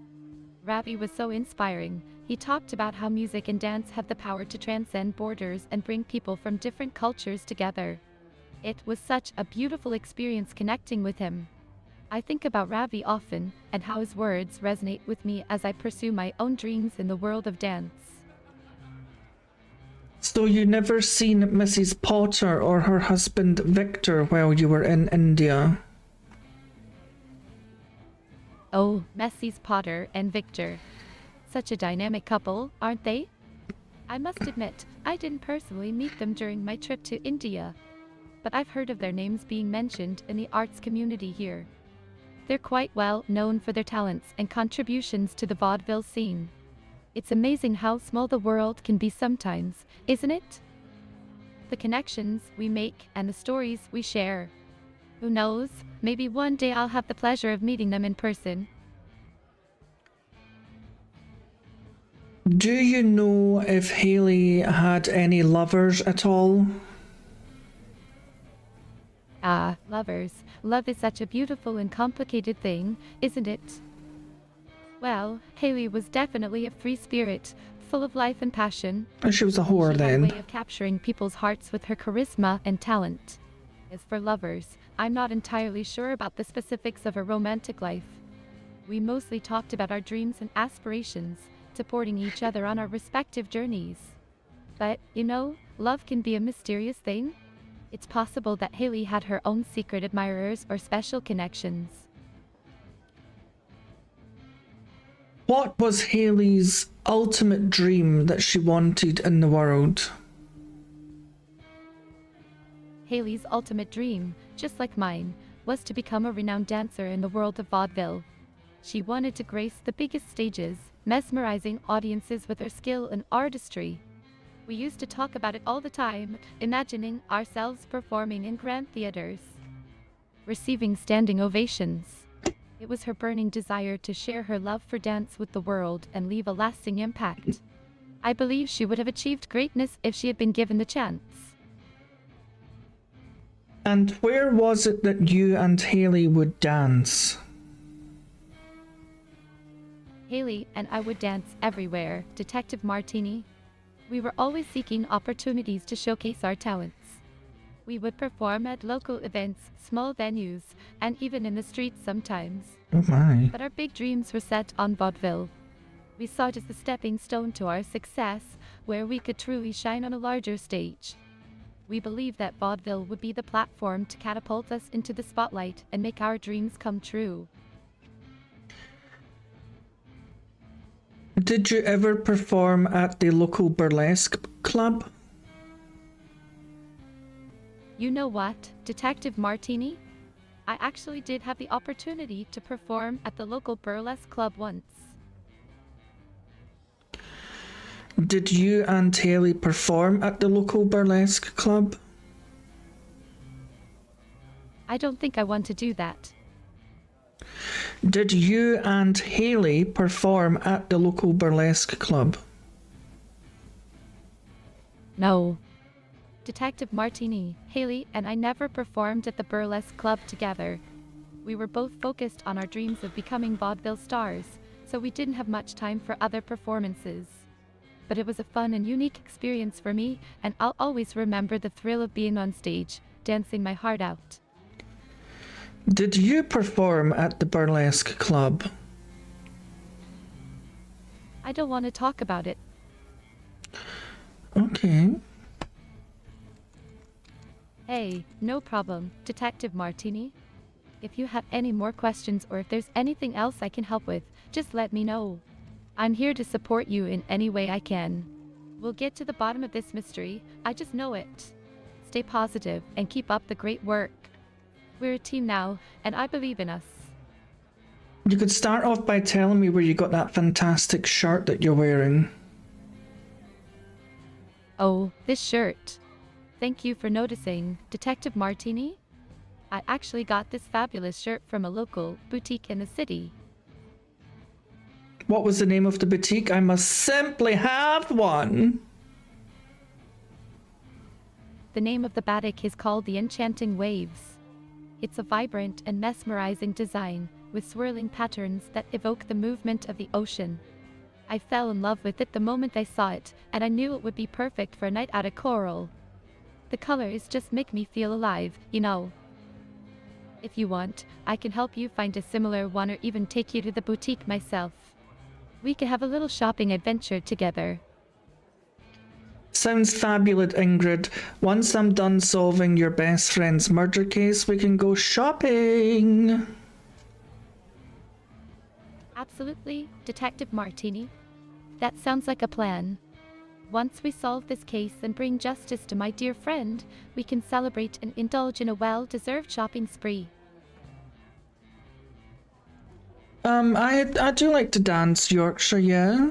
I've been known to tear up a few dance floors in my time.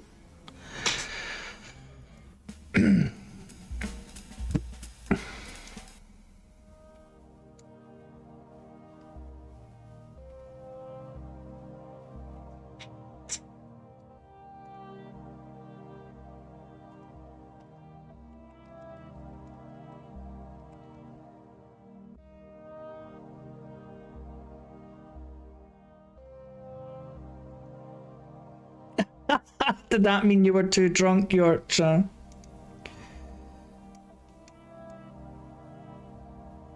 Good evening, dear. My name is Detective Martini, and I'm here to talk to you about the recent murders that have taken place in Vaudeville recently. Oh, hello there. Detective Martini, you say? How intriguing. What brings you here to our humble little burlesque theater tonight? Is there something specific you're looking for? Now, as an excellent detective of deduction, do I sense a little hint of French in your accent? Ah, you have quite the ear. Yes, I do have a touch of French in my accent.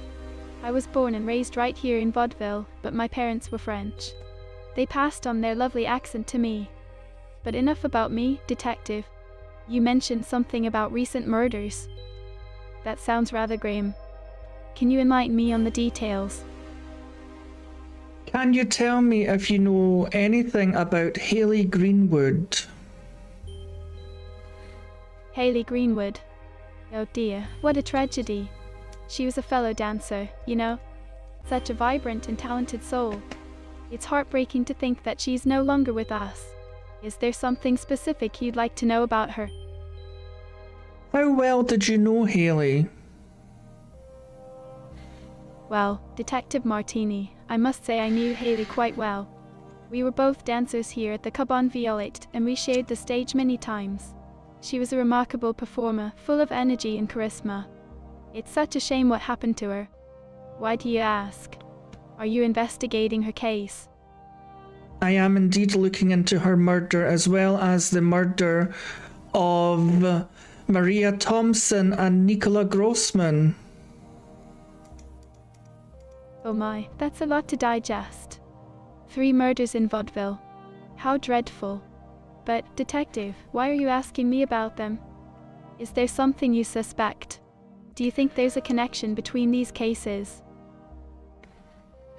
I believe there may be one or more murderers stalking the streets of Vaudeville. I just need to get to the bottom of this case. Detective Martini, pardon my curiosity, but what do you mean by marketers stalking the streets? Are you Murderers! suggesting that these murderers have some sort of motive related to advertising their sales? It sounds quite peculiar. Why would Ingrid tell me that Hayley did not dance here? Ingrid said that. How odd. Hayley was indeed a dancer here at the Cabane Violette. Perhaps Ingrid was mistaken or misunderstood something. It's possible that Hayley had some other engagements outside of the theatre, but she definitely performed here regularly. Is there any particular reason Ingrid would say otherwise? Ingrid seems to think that her and Haley were going to reach for the stars and become world-famous dancers. Do you think she felt embarrassed that Haley was also a burlesque dancer? Embarrassed. Why, that's quite an interesting thought, Detective Martini. I can't speak for others, but I personally don't see why anyone should feel embarrassed about being a burlesque dancer. Can you tell me if Ingrid ever danced here? I'm not sure about that, actually.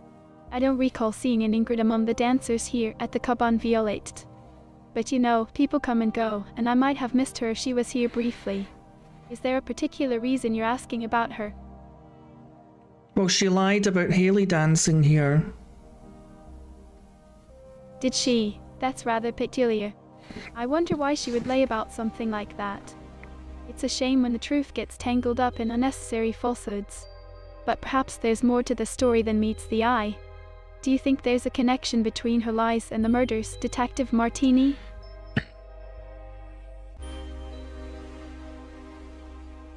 Is that blood that I see on the floor, Marina? On the floor? What do you mean, on the floor? Is there something you need assistance with, or is there something out of place? Please, do tell me what you see, and I'll do my best to help. It looks like there's a trail of blood that starts off in the middle of the stage and goes behind the curtain. A trail of blood. Oh my, that sounds quite alarming. I can't say I've seen anything like that before. Are you sure about what you're seeing, Detective Martini? Perhaps we should investigate this together and find out what's going on. Lead the way, and I'll follow closely behind. How can I lead the way? I can't move. Oh, my apologies, I must have misunderstood. I didn't realize you were referring to me leading the way. Can you think of anyone who would want to hurt Haley? Anyone who would want to hurt Haley? That's quite the question, Detective Martini. I'm not aware of anyone who would have ill intentions towards her. Haley was loved and respected by her fellow dancers and the audience. She was such a vibrant and talented performer. It's hard to imagine someone wanting to harm her. Why do you ask? Do you have any leads or suspicions? Did Haley have any stalkers or obsessive fans that I should know about? Stalkers were obsessive fans. Well, it's not uncommon for performers to have admirers, but I can't say for certain if Haley had any stalkers or overly obsessive fans. She was certainly adored by many, but I didn't personally witness anything alarming. Still, people can sometimes be unpredictable, especially when it comes to celebrities. So you're saying that Haley was considered a local celebrity? Oh, absolutely. Haley was indeed considered a local celebrity, and rightfully so. Her performances here at the Cabane Violette were always met with thunderous applause and admiration. People would come from all around to see her dance. She had a unique charm and stage presence that captivated the audience. It's no wonder she became such a beloved figure in the local entertainment scene.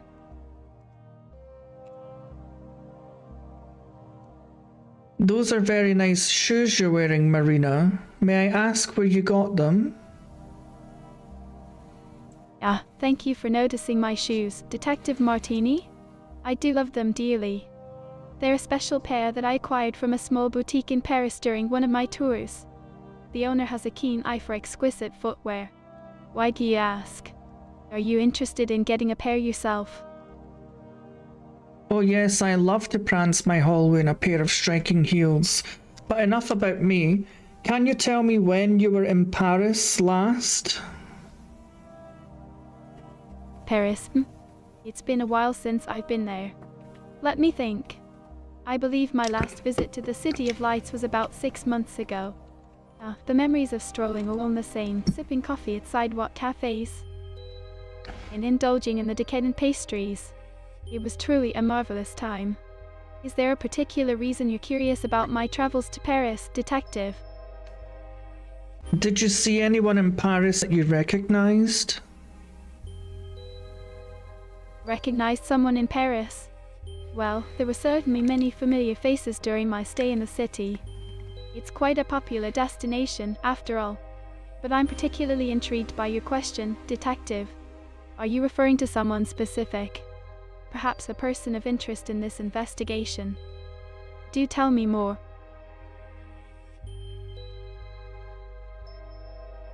That's all for now, Marina. Thank you for your time. You're welcome, Detective Martini.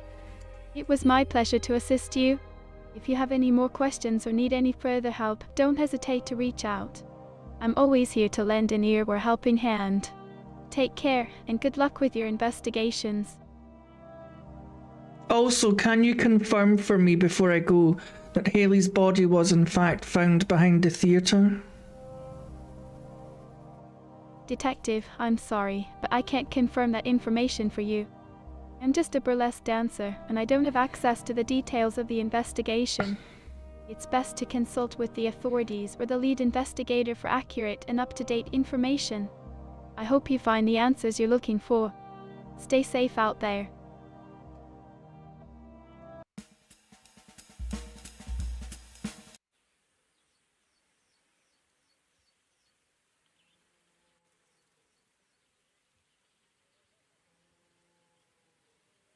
My, Biagio, aren't you the handsome, dapper fellow? Well, isn't that a fine kettle of fish? Seems like you've got me all figured out, don't you? But let me tell you, I'm as poor as a church mouse in a gold mine. Funny how appearances can be as deceiving as a cat in a bag, isn't it? But enough about me. Let's get to the matter at hand. How can I assist you today? I didn't say you were poor, I said you were dapper. Oh, pardon me for my misunderstanding. Oh my Dear God. Interlocutor, it appears that my comprehension has faltered for a moment. Pray do enlighten me further on this observation of yours, for it seems as perplexing as a chicken wearing a tuxedo or a horse with feathers. Ah, my apologies for the mix-up. It appears my ears have deceived me, much like a snake oil peddler selling dreams in the desert. Thank you for your kind words, my discerning observer. Dressing well is a virtue that runs as deep as a river in my family. It's a tradition as old as the hills and as timeless as the stars. Now, if you'll excuse me, there are matters to attend to that require my undivided attention.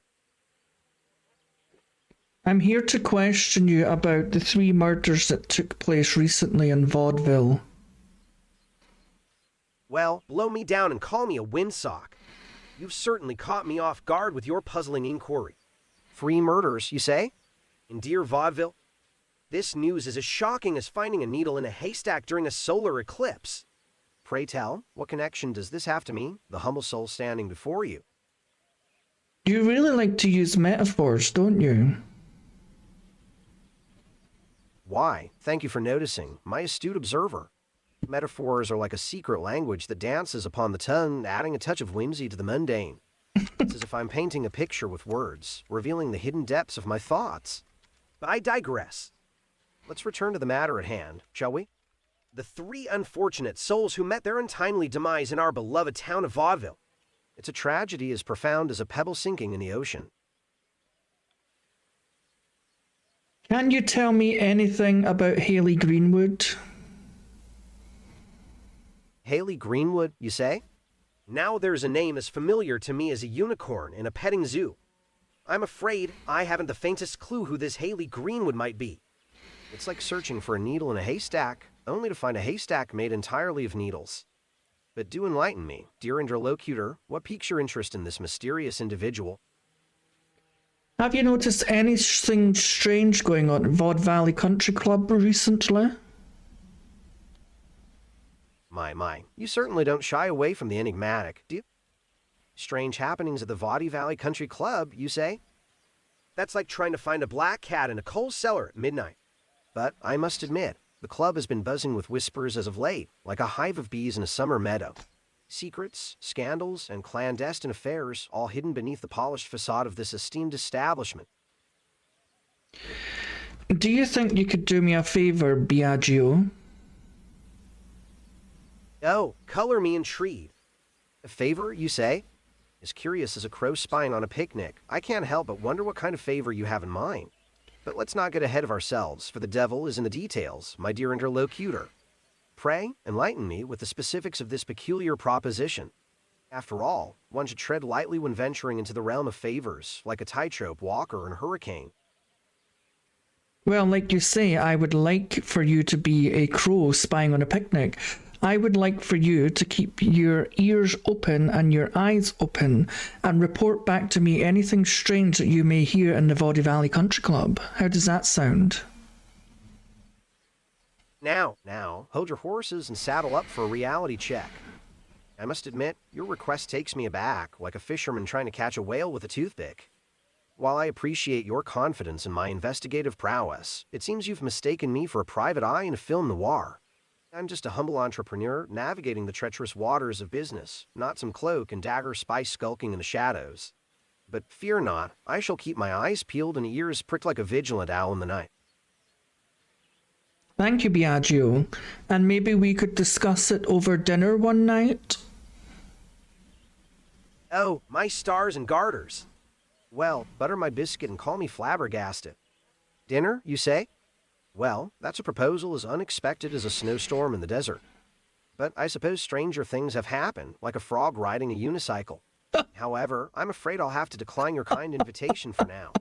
My plate is as full as a Thanksgiving feast, and I'm afraid I can't spare a crumb of my time. You bitch! Scat around? Ye curious minds, for it seems we have a jester in our midst.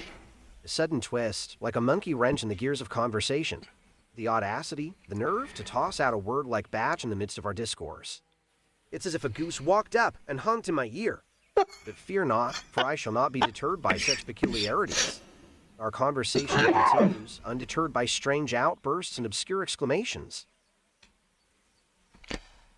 It seems like you have a very nice physique, Biagio. Do you work out quite a lot? Well, bless your perceptive soul for noticing, dear interlocutor. It appears my physical form has caught your discerning eye like a rare gem sparkling amidst a sea of pebbles. You see, I do endeavor to keep my body in peak condition, sculpted and chiseled like a work of art. But let me tell you, it takes more dedication than herding cats or teaching a snail to tap dance. So yes, I do work out with the tenacity of a marathon runner chasing a dream. You keep up the good work, Biagio, and I shall return to you if I have any more questions. Thank you for your help. Ah, you're as graceful as a swan, departing just as mysteriously as you arrive. I bid you adieu, my inquisitive friend, and may the winds of fortune guide you on your path. Should you ever need my peculiar brand of wisdom or the knack for turning a phrase, don't hesitate to seek me out. Until then, farewell, like a shooting star disappearing into the night. Oh, I shan't. I mean, look at that chest. Look at the way he stands. He's such a teapot, I swear to God. Oh, yes, honey. Miss Honey, honey, honey.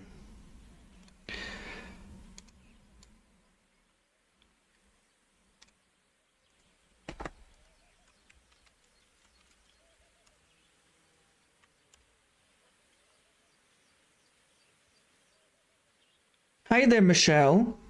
Has anyone told you you have quite a manly face? Oh, really? I've never heard that before. What makes you say that? It's very masculine and quite square, very prominent features. Well, I guess everyone has their own unique features, don't they? But I've always thought of myself as having a more feminine look. Beauty is subjective, after all.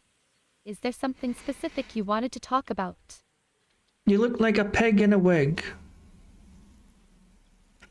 I'm sorry if my appearance doesn't meet your expectations. But let's focus on why we're here. How can I assist you today? I do apologise, Michelle. I did have a couple of gins for lunch and I am feeling a tad giddy. Oh, no problem at all.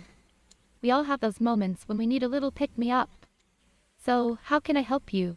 Is there something you'd like to discuss or ask me about?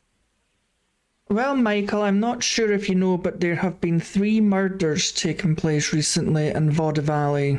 Is there anything you can tell me about them? Actually, my name is Michelle, not Michael. But yes, I'm aware of the recent murders.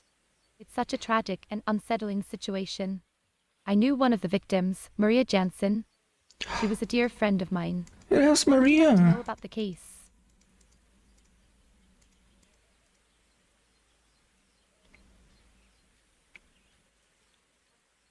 Are you sure the victim wasn't called Maria Thompson? Maria Thompson. No, I'm quite certain it was Maria Jansen. We were acquainted through our social circles and attended events together. Why do you ask about Maria Thompson? Is there something specific about her that you're interested in?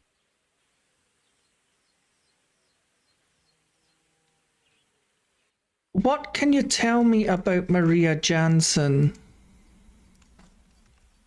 Wait, you don't know about Maria. She was a remarkable woman. She had a vibrant personality and was always the life of the party. She was deeply involved in the fashion industry, just like me. We used to attend fashion shows and charity galas together. It's such a tragedy that she's no longer with us. Do you need any more information about her? Can you tell me how she died? I'm sorry, but I don't have that information. I heard about her death, but I don't have the details on how she died. It's really heartbreaking, though. Is there a reason you're specifically interested in the details of her death? Well, yes, I'm a detective. I'm trying to detect who kills her. Isn't that obvious? Oh, my apologies, detective. It seems I misunderstood your intention. You're trying to gather clues and investigate the case. How can I assist you in your investigation?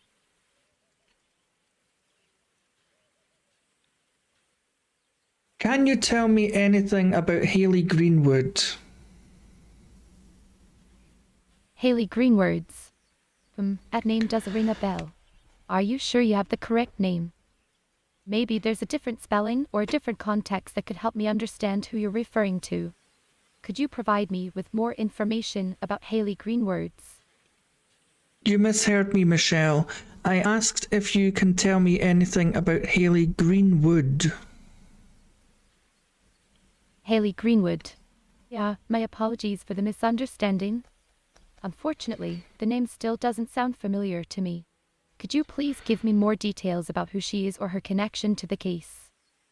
Perhaps there's something else that could jog my memory or give me a starting point to assist you further. She's one of the murder victims, Michelle. One of the murder victims. Are you saying that there's another victim named Haley Greenwood? That's shocking news to me. I wasn't aware of her being involved in this tragic situation. Can you provide me with any additional information about her? It's important for us to gather as much information as possible to help solve these crimes. There was also a victim called Nicholas. Nicholas, another victim. This is truly disturbing. I hadn't heard about Nicholas before. Can you tell me more about him? Any details or connections that might shed light on the case? It's crucial that we piece together as much information as we can to bring...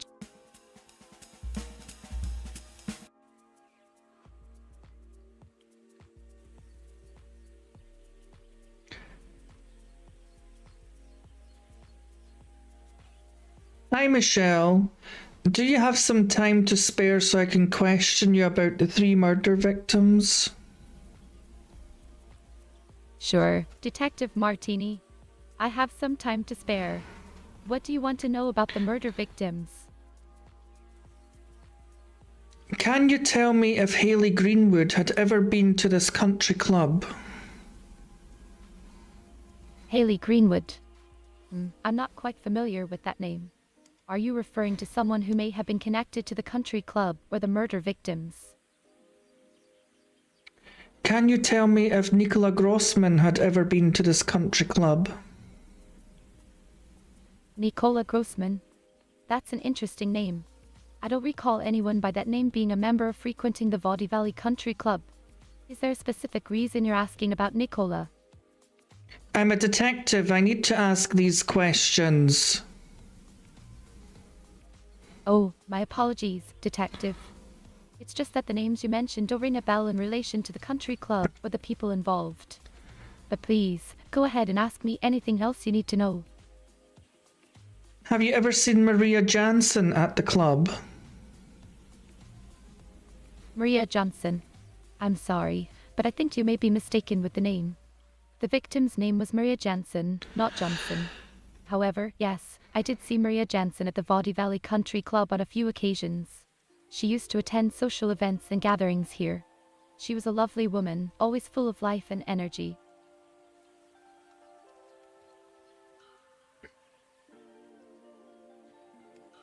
Who did Maria socialize with while she was at the club?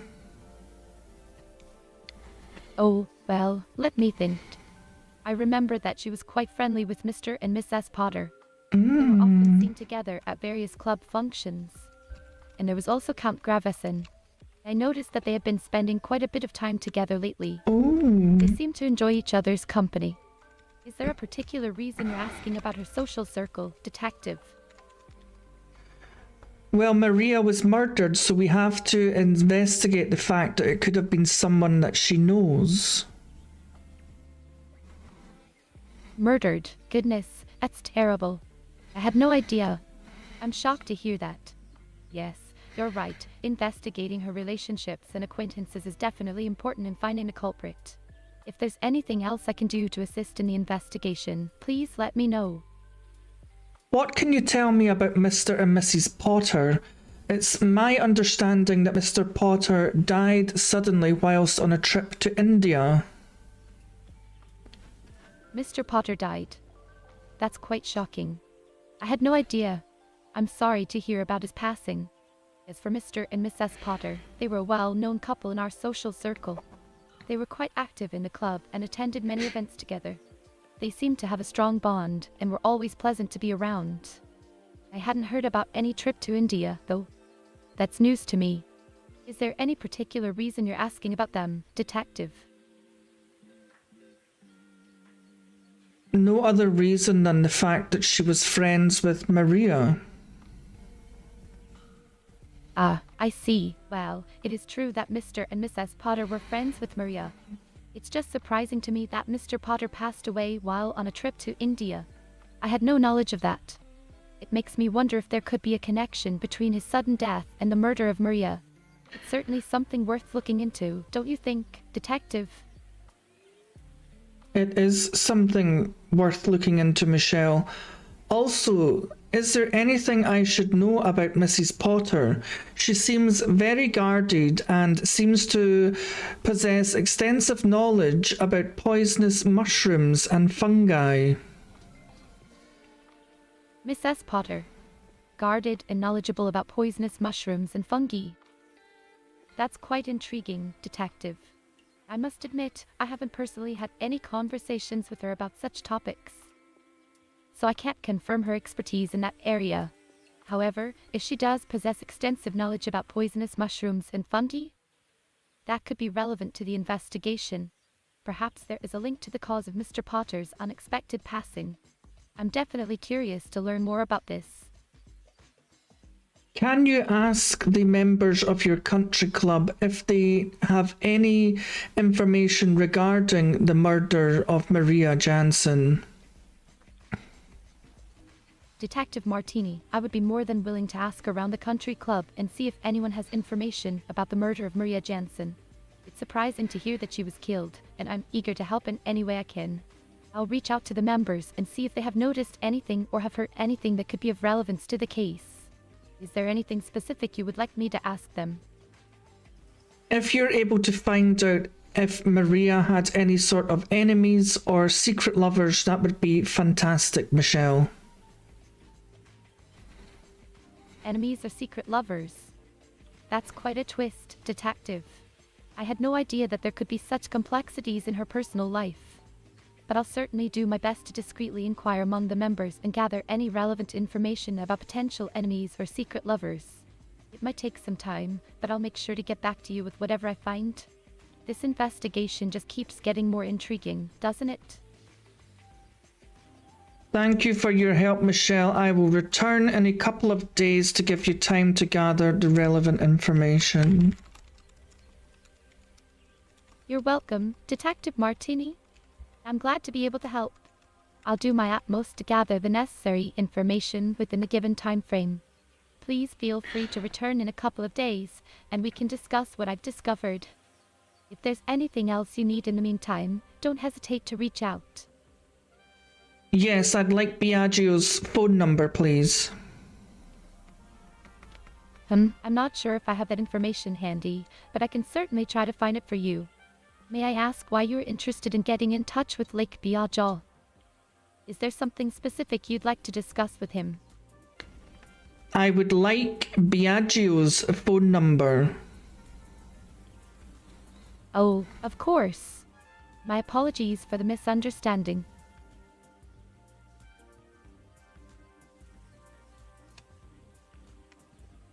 Can you get it for me, please? Well, I suppose I could try to get his phone number for you. May I ask why it's so important to contact him? Is there something specific you'd like to discuss with him? Well, Michelle, if I'm being completely honest, it looks like he's got a banging body and I would love to explore it further in private. No, it's a touchy subject with me. I find him very handsome. Oh, really? You find Lake Biagio handsome? That's quite interesting. Beauty is certainly subjective. Lake Everyone has their Biagio. own There's a whole lake preferences. now, apparently. So, is there a particular reason why his looks caught your attention? He has the body of a Greek god. Really? The body of a Greek god, you say? Now I'm even more intrigued. It seems like you have a keen eye for physical aesthetics. I must admit, I haven't paid much attention to his physique myself. But hey, to each their own. You're missing out, Michelle. Thank you for your time. I will be back in a couple of days. Of course, you're welcome. I'll be eagerly awaiting your return in a couple of days. I'm curious to see what new developments we uncover in the investigation. Take care, and see you soon, Detective Martini. Is it actually a C, Biagio? Right, who have we not visited? We've not visited the circus, have we?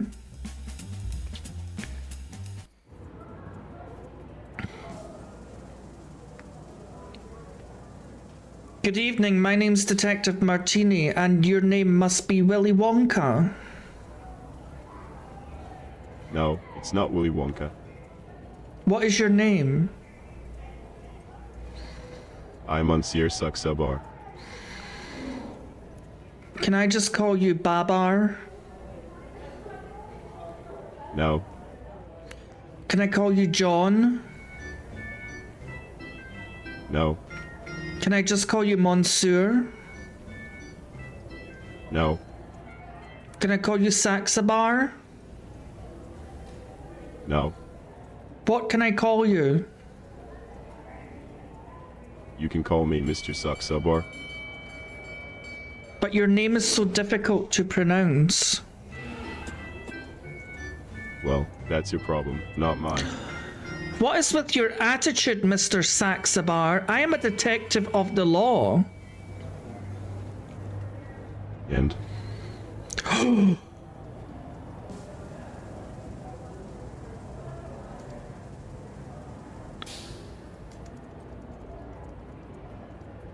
What can you tell me about Hayley Greenwood? never heard of her. My, you're a man of many words, aren't you? Yes. What can you tell me about Nicola Grossman? Nothing.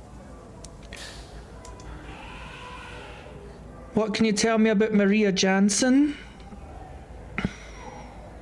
She was my wife. Maria Jansen was your wife. Yes.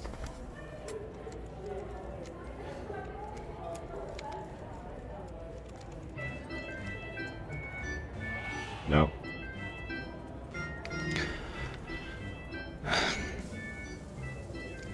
Tell me, what is it you do here at the circus, Mr. Saxabar? I tame lions. Is that the only animal that you keep here? No. What other animals do you have in the circus? Elephants, tigers, bears. Oh my. You're so funny. Thanks.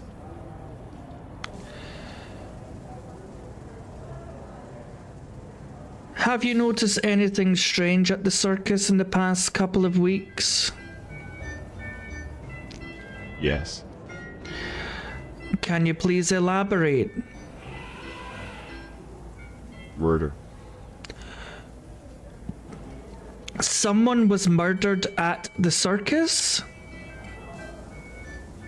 Yes. Who was murdered at the circus? Detective Martini, you have quite the imagination. No one has been murdered at the circus. It's all just part of the show, my friend. Why did you tell me someone was murdered at the circus? Miscommunication. Are you Australian? No. Are you from New Zealand? No. You have an Australian accent. No.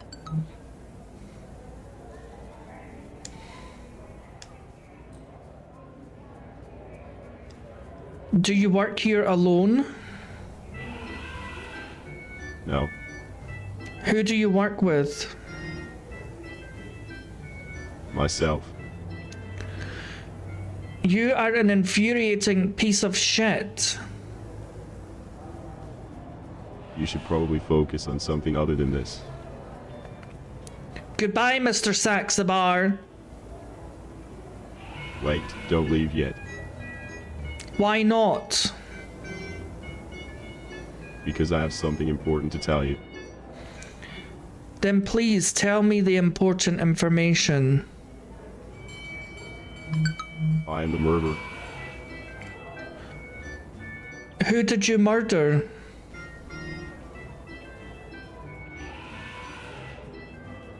My wife.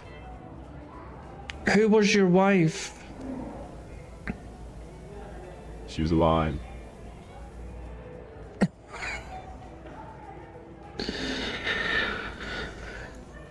Your wife was a lion.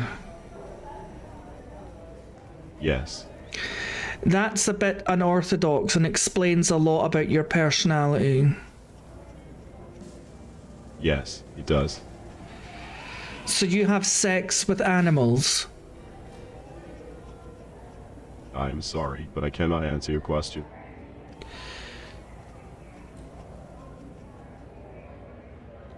What was your wife's name? Luna. So her name was Luna the Lion. Yes. Why did you murder your wife, Luna? She was getting too dangerous for the circus. I had to put her down before she harmed someone. Had Luna harmed someone in the past? Yes. Who did she harm in the past?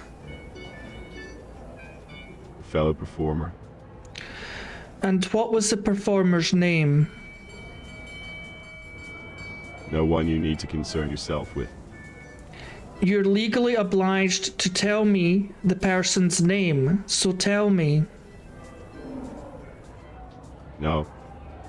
Who was the performer who was injured by Luna? None of your business. I will arrest you. Try if you dare, detective. Is that a threat, Willy Wonka? No.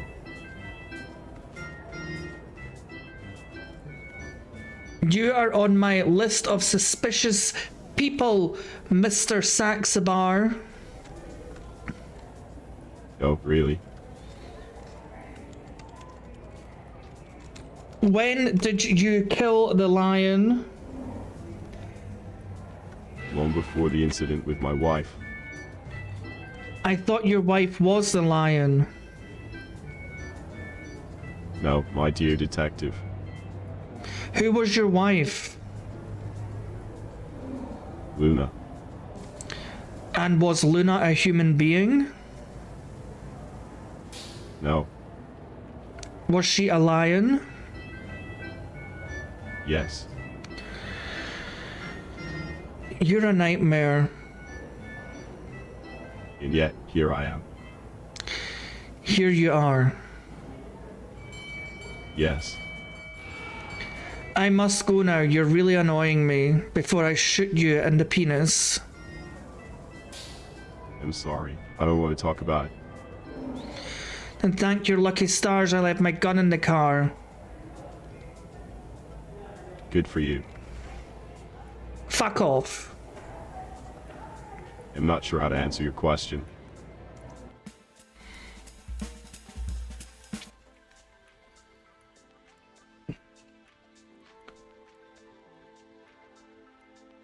Hello, Count Tazai, Detective Martini. Yeah, Detective Martini, a pleasure to see you again. What brings you to my humble abode today? Are you here to admire the wonders of my collection, or is there something else on your mind? I'm here to speak to you about Marina. Marina, now that's an intriguing name. Pray Not tell, Marina. Who is this Marina you speak of, and what connection does she have to me? I'm here to speak to enlighten you. me, dear detective. I'm here to speak to you about Haley Greenwood. Yeah, Haley Greenwoods, you say. A fascinating choice of conversation topic, indeed. Tell me, what piques your interest in her? Is she a friend, a colleague, or perhaps someone more? Intimate, do share the details, my good detective. Have you ever been intimate with Haley Greenwood? Intimate with Miss Greenwood. How scandalous. I must admit, dear detective, that I find your line of questioning quite amusing. While I do appreciate the company of charming and captivating individuals, I assure you that I hold the utmost respect for Miss Greenwood and our interactions remain strictly platonic.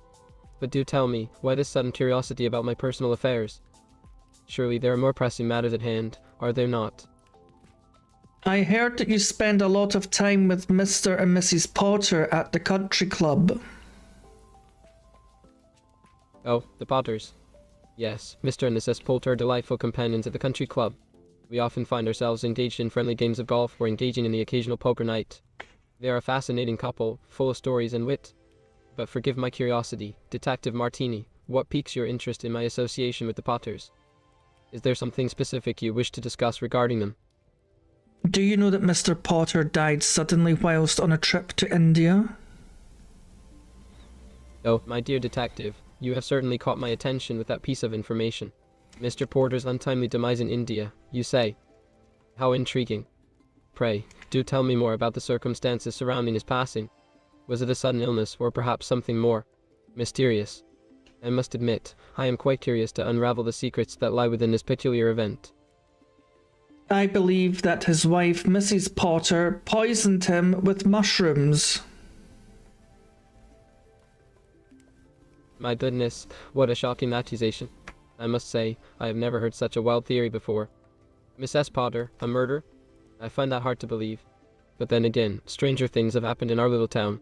Perhaps it is best to leave this matter to the capable hands of the authorities. After all, it would be quite a tragedy if such a vibrant and charming lady were to be implicated in such a heinous act. Let us hope that justice prevails in this case.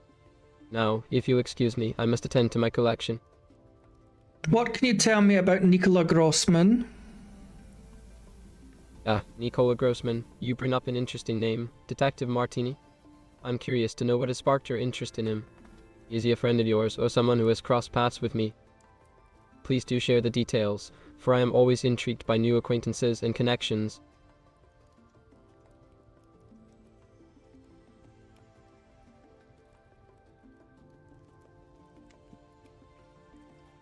Are you currently in a relationship with anyone at the moment? Relationships, you say? Well, I must admit, dear detective, that the matters of the heart have been known to captivate me from time to time. But pray tell, what has led you to inquire about the status of my romantic endeavors? Have you heard some scintillating gossip, or perhaps there is a particular person who has caught your attention? Do indulge me with the juicy details, for I am ever so eager to hear. Why don't you tell me? Well, Detective Martini, I see that you're quite persistent in your line of questioning. Very well, I shall satisfy your curiosity. Who are you currently dating? Dating, you say? How intriguing.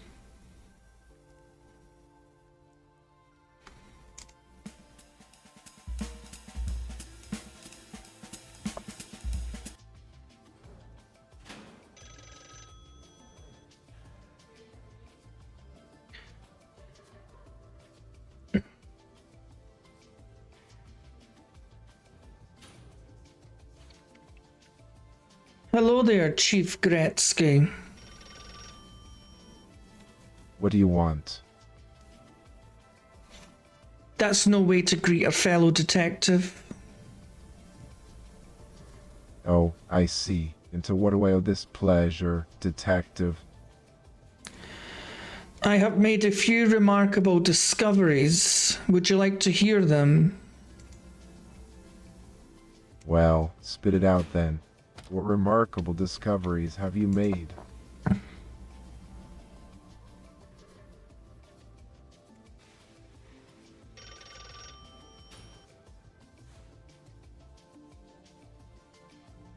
I have discovered that Mrs. Potter has an affinity for poisonous mushrooms, and that whilst on a trip to India, her husband suddenly died. I also discovered that one of the victims, Haley, had also been to India with Ingrid, the dancer. Haley had the dancer. Are you saying that she was involved in the case?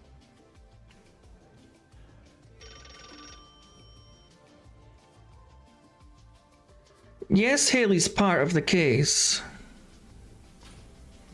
Who is this you're talking about? Explain yourself, Detective Martini.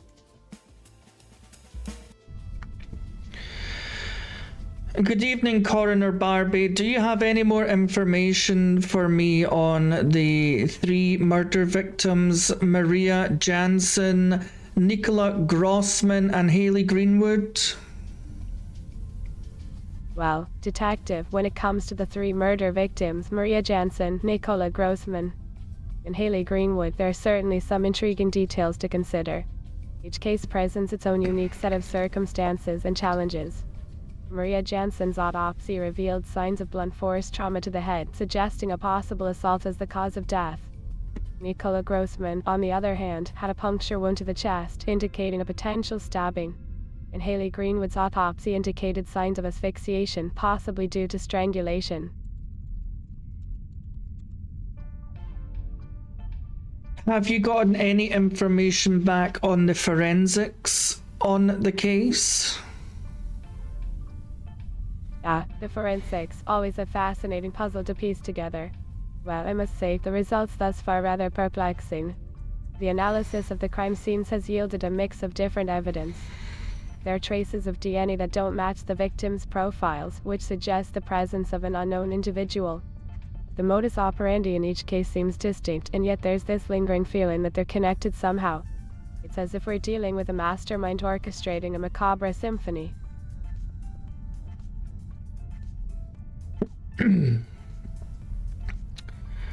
Have you been able to ascertain who the DNA belongs to?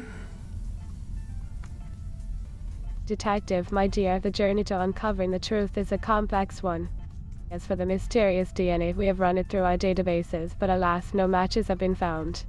It may belong to an unidentified perpetrator or perhaps an innocent bystander caught in the web of these unfortunate events. It's like searching for a needle in a haystack, but fear not, we shall leave no stone unturned in our pursuit of justice. If Nikola Grossman had been found in a secluded part of the forest, had he been eaten by animals at all? No, my curious detective, you always have a way of asking the most intriguing questions. In the case of Nikola Grossman, being in a secluded part of the forest does raise the possibility of animal scavenging. Nature has its own way of reclaiming what is left behind. However, based on the preliminary examination, there were no significant signs of animal predation on the body. It appears that Nikola's remains were relatively undisturbed, allowing us to gather valuable evidence to aid in the investigation. The intricate dance between life and death continues to fascinate, doesn't it? Could any of the victims have been attacked by an animal? Ah, my dear Detective Martini, you have a way of delving into the depths of possibilities. While it is within the realm of plausibility, I must say that the injuries sustained by the victims do not align with typical patterns of animal attacks. The nature of the wounds, the precision, and the specific areas targeted suggest a more deliberate human involvement. Animals, in their primary I'm just state, suspicious tend to about him and his signature in their attacks, lions. often resulting in more chaotic and less focused injuries.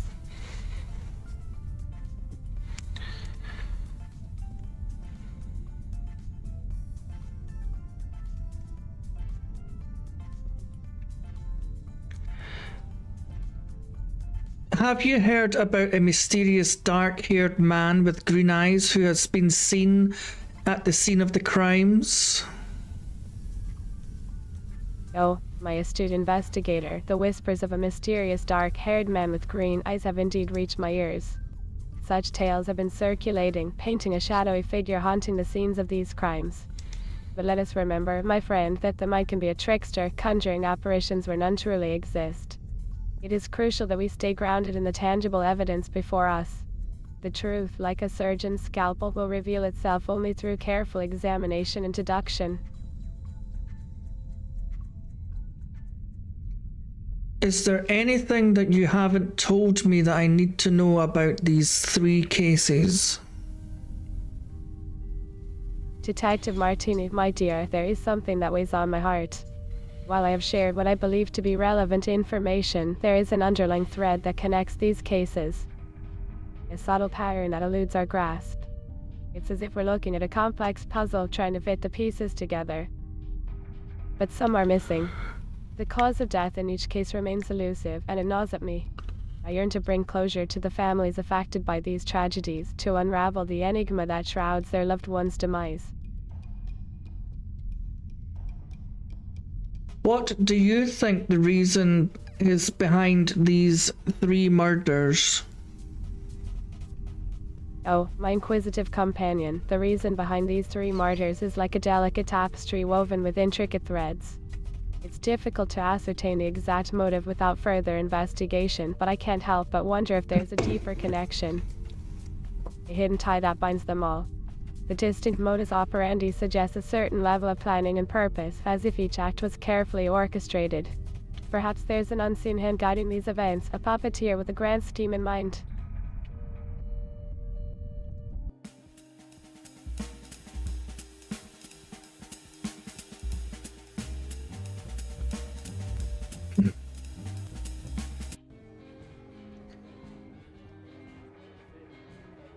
Ingrid, you told me that Haley had not danced at the burlesque club before. That was a lie. Why did you lie to me? Oh, Detective Martini, I'm sorry if it seemed like I lied to you. I promise you, I didn't mean to deceive you. I just didn't have all the information at the time. You see, Haley had mentioned wanting to try out the burlesque club, but she never actually went there before. That night. I guess I should have clarified that part. I just didn't want to jump to conclusions, you know? I wanted to make sure I had all the facts straight before sharing anything. Can you forgive me? Marina has in fact confirmed that Haley was in fact a dancer at the club. Detective Martini, I understand now. I apologize for any confusion. It seems that there might have been a misunderstanding, but I assure you, my intentions were not to mislead you. I genuinely believe that Haley hadn't been to the burlesque club before. However, if it has been confirmed by Marina, then I trust her word. I appreciate you bringing this to my attention. Let's work together to uncover the truth about what happened to Haley. We can't let any stone go unturned. Is there anything you haven't told me that might help the case? Well, Detective Martini, I've been trying to be as open and helpful as possible. But now that you mention it, there's one thing that comes to mind. Haley had mentioned to me that she had been receiving some strange messages recently. She didn't go into much detail, but she seemed really disturbed by them. I don't know if it's related to her murder, but it could be worth looking into. Maybe those messages can provide some clues or lead us to someone who knew more about her situation. I hope this helps in some way. Messages? Do you mean she was receiving strange notes or phone calls? Oh, yes. Sorry for not being more specific. I've got cider Yorkshire. Actually, a combination of both. She received some mysterious notes left at her doorstep, and she also received some unsettling phone calls. I remember her telling me that the notes were written in a cryptic manner, almost like riddles or puzzles. And the phone calls. She said they were from an unknown number, and the person on the other end would just breathe heavily and hang up.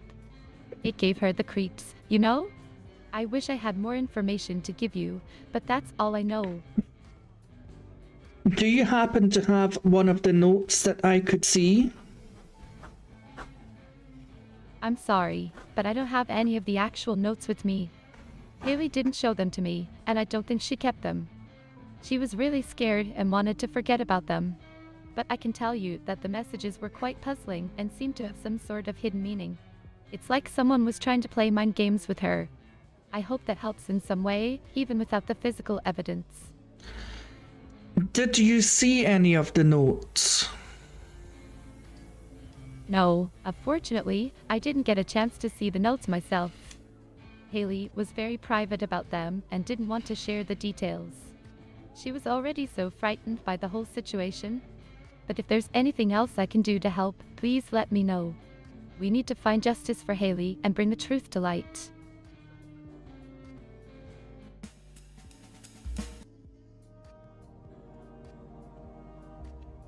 Marina, it has come to my attention that Haley was receiving strange notes and phone calls. What can you tell me about that?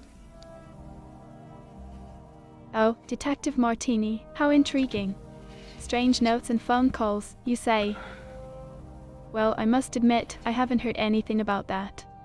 But you know how rumors can spread like wildfire in this industry. Perhaps it's just some overactive imaginations at play. After all, we performers tend to attract all sorts of attention, don't we? But tell me, what kind of notes and calls are we talking about here? They were very cryptic notes, and the phone calls were heavy breathing. Cryptic notes and heavy breathing, you say? How mysterious. It sounds like something out of a suspenseful novel. But I assure you, I haven't encountered any such peculiarities myself. Have you gathered any leads on who might be behind these enigmatic messages? I have not. That's quite intriguing, isn't it? The plot thickens. It seems like our mystery caller is quite elusive. But fear not, Detective Martini, with your sharp wit and investigative skills, you're sure to unravel this puzzle soon enough. And if there's anything else you need from me, don't hesitate to ask. In the meantime, shall we focus on the more delightful aspects of our conversation? Marina, is there anything that you can tell me that you haven't already told me that might help with this case? Well, Detective Martini, I'm always happy to help in any way I can. Let me think. Here's something that might pique your interest. You see, I have a keen eye for detail, and I've noticed a few peculiar occurrences around the theatre lately. Strange shadows in the corners, whispers in the dressing room, and the occasional misplaced prop. It's probably just the whimsical nature of this place, but who knows? perhaps there's more to it than meets the eye. Maybe these little oddities hold a clue to the mysterious notes and calls.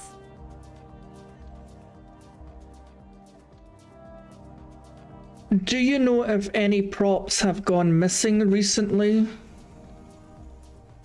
Oh, missing props, you say? That's quite intriguing. I can't say that I personally witnessed any missing props recently, but it wouldn't hurt to investigate further. Our props department is quite meticulous, so any discrepancies would surely raise some eyebrows. I wonder if there's a connection between the missing props and the cryptic messages. It's like a real-life mystery unfolding before our very eyes. Quite thrilling, wouldn't you say, Detective? Could you do me a favor, Marina, and find out from your props department if anything has been missing recently? Detective Martini, I must admit, I'm a bit surprised by your request. Investigating the whereabouts of missing props. It's certainly an unconventional twist to the case, but I'm more than happy to help. I'll make my way to the prop room and inquire about any recent disappearances. Who knows, perhaps we'll uncover something unexpected. Just give me a moment and I'll be right back with the information you seek.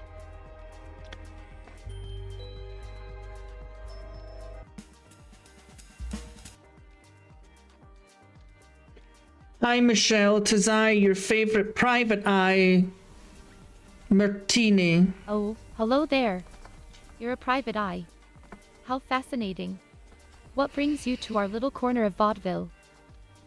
It's me, Detective Martini. Oh, Detective Martini. My apologies. I didn't recognize you at first. It's a pleasure to have you here. So, what can I do for you today? Is there something specific you're looking for? The last time I was here, you told me you were going to search for information on Maria. Have you found anything yet? Maria. Yes, I've been doing some digging since we last spoke. I must say, it's been quite an intriguing journey. I've gathered some interesting tidbits, but I'm not sure where to start. What exactly would you like to know about Maria? What have you found out from the other guests of the country club? Well, I've had the opportunity to chat with a few of the other guests here at the country club. They all seem to have fond memories of Maria. Some mentioned her vibrant personality and her love for fashion, just like me. Others mentioned her involvement in various charitable causes. It seems she was well liked by many. But if you have any specific questions or areas of interest, I'd be happy to share more details. Did you find out any interesting information that could help with the case? Detective Martini, I must say, I've stumbled upon something quite intriguing. While speaking with some of the other guests, I discovered that there were rumors circulating about a possible disagreement between Maria and someone else in our social circle. Now, I don't want to jump to conclusions, but it might be worth looking into. Would you like me to gather more information on this? Yes, please, Michelle. If you could find out who Maria had trouble with, that would be very helpful, thank you. Absolutely, Detective Martini. I'm thrilled to assist you in any way I can. I'll discreetly inquire among the other members of the club and see if I can uncover any more details about this rumored dispute. It's like solving a mystery, isn't it? I'll get to the bottom of it. You can count on me. Is there anything specific you'd like me to ask or any particular individuals you'd like me to approach? If you could find out as much as you can about Mrs. Potter, because I don't trust her as far as I could throw her, and possibly the Count. Mrs. Potter and Count Gravison, you say? How intriguing. I'll make sure to focus my inquiries on them and gather as much information as possible. It's always interesting to delve into the lives of the high society, isn't it? I'll keep you updated on what I find, and hopefully it will shed some light on Maria's case. Anything else you'd like me to look into while I'm at it? Just if you hear anything strange relating to any of the murders, it would be very helpful if you could pass that on. Of course, Detective Martini. I'll definitely be on the lookout for any strange or unusual Yeah, happenings because I related can't to ask the murders. desk guests. If I there's can only anything out speak of to the these two ordinary that I people. come across- It's like being in the middle of a thrilling mystery novel, isn't it? I'll do my best to assist you in solving this perplexing puzzle. Is there anything specific I should pay attention to or any particular details I should be aware of? Just pay attention to anyone acting suspicious or out of the ordinary, or anything that you may hear that you think would help in assisting me with this case. That would be fabulous, Michelle. Fabulous, indeed. I'll keep my eyes and ears open for anyone behaving suspiciously or acting out of the ordinary. And rest assured, if I hear anything that I think could be helpful in assisting you with the case, I'll make sure to pass it along promptly. This is like stepping into the world of detective novels, isn't it? I'm excited to be a part of it all. If there's ever anything else I can do or if you need further assistance, please don't hesitate to let me know. Biagio, have you discovered any useful information since we last spoke? Well, color me impressed. I must say, you've managed to catch me off guard there. I haven't been this taken aback since I found a needle in a haystack during a lunar eclipse. But I suppose surprises are what keep life interesting, don't they? Ah, my dear friend, you've stumbled upon quite the enigma, haven't you? It seems that the winds of fate are blowing in mysterious ways today. But fear not, for I am always one step ahead, like a chess grandmaster playing against a pigeon. I may not have all the answers just yet, but rest assured, I'm on the case. The truth will reveal itself like a rare gem sparkling in the depths of a forgotten treasure trove. Just you wait and see. Do you have anything to tell me right now? Have you heard any whispers or seen anyone acting suspicious? Oh, my inquisitive friend, you have an insatiable appetite for secrets, don't you? But alas, the whispers of suspicion have not reached my ears. It's as if the world has fallen silent, like a mouse studying the flight patterns of a deaf owl. But worry not, for I am a master observer, with eyes as sharp as a hawk's talons. If there's anything worth knowing, I shall uncover it, like a hidden oasis in the vast desert of uncertainty. Patience, my friend, for the dance of revelation has only just begun. Have you noticed anything strange about Mrs. Potter and the Count? Mrs. Potter and the Count, you say? Well, isn't that a curious combination of words, like a synchronized swimming routine performed by elephants? I must admit, I haven't come across such an intriguing duo before. But fear not, my dear detective, for I am well versed in the art of unraveling mysteries. Like a snake charmer whispering sweet melodies to a cobra, I will coax the truth out of its hiding place. Rest assured, my friend, there are no stones left unturned in my pursuit of knowledge.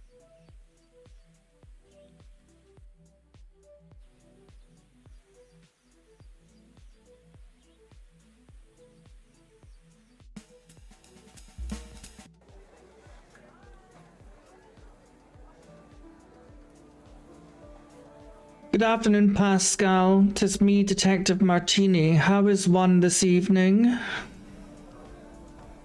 Ah, Detective Martini. Good afternoon to you too. I'm doing splendidly, my friend. Just here in my little grocery kingdom, surrounded by the finest apples and juiciest tomatoes.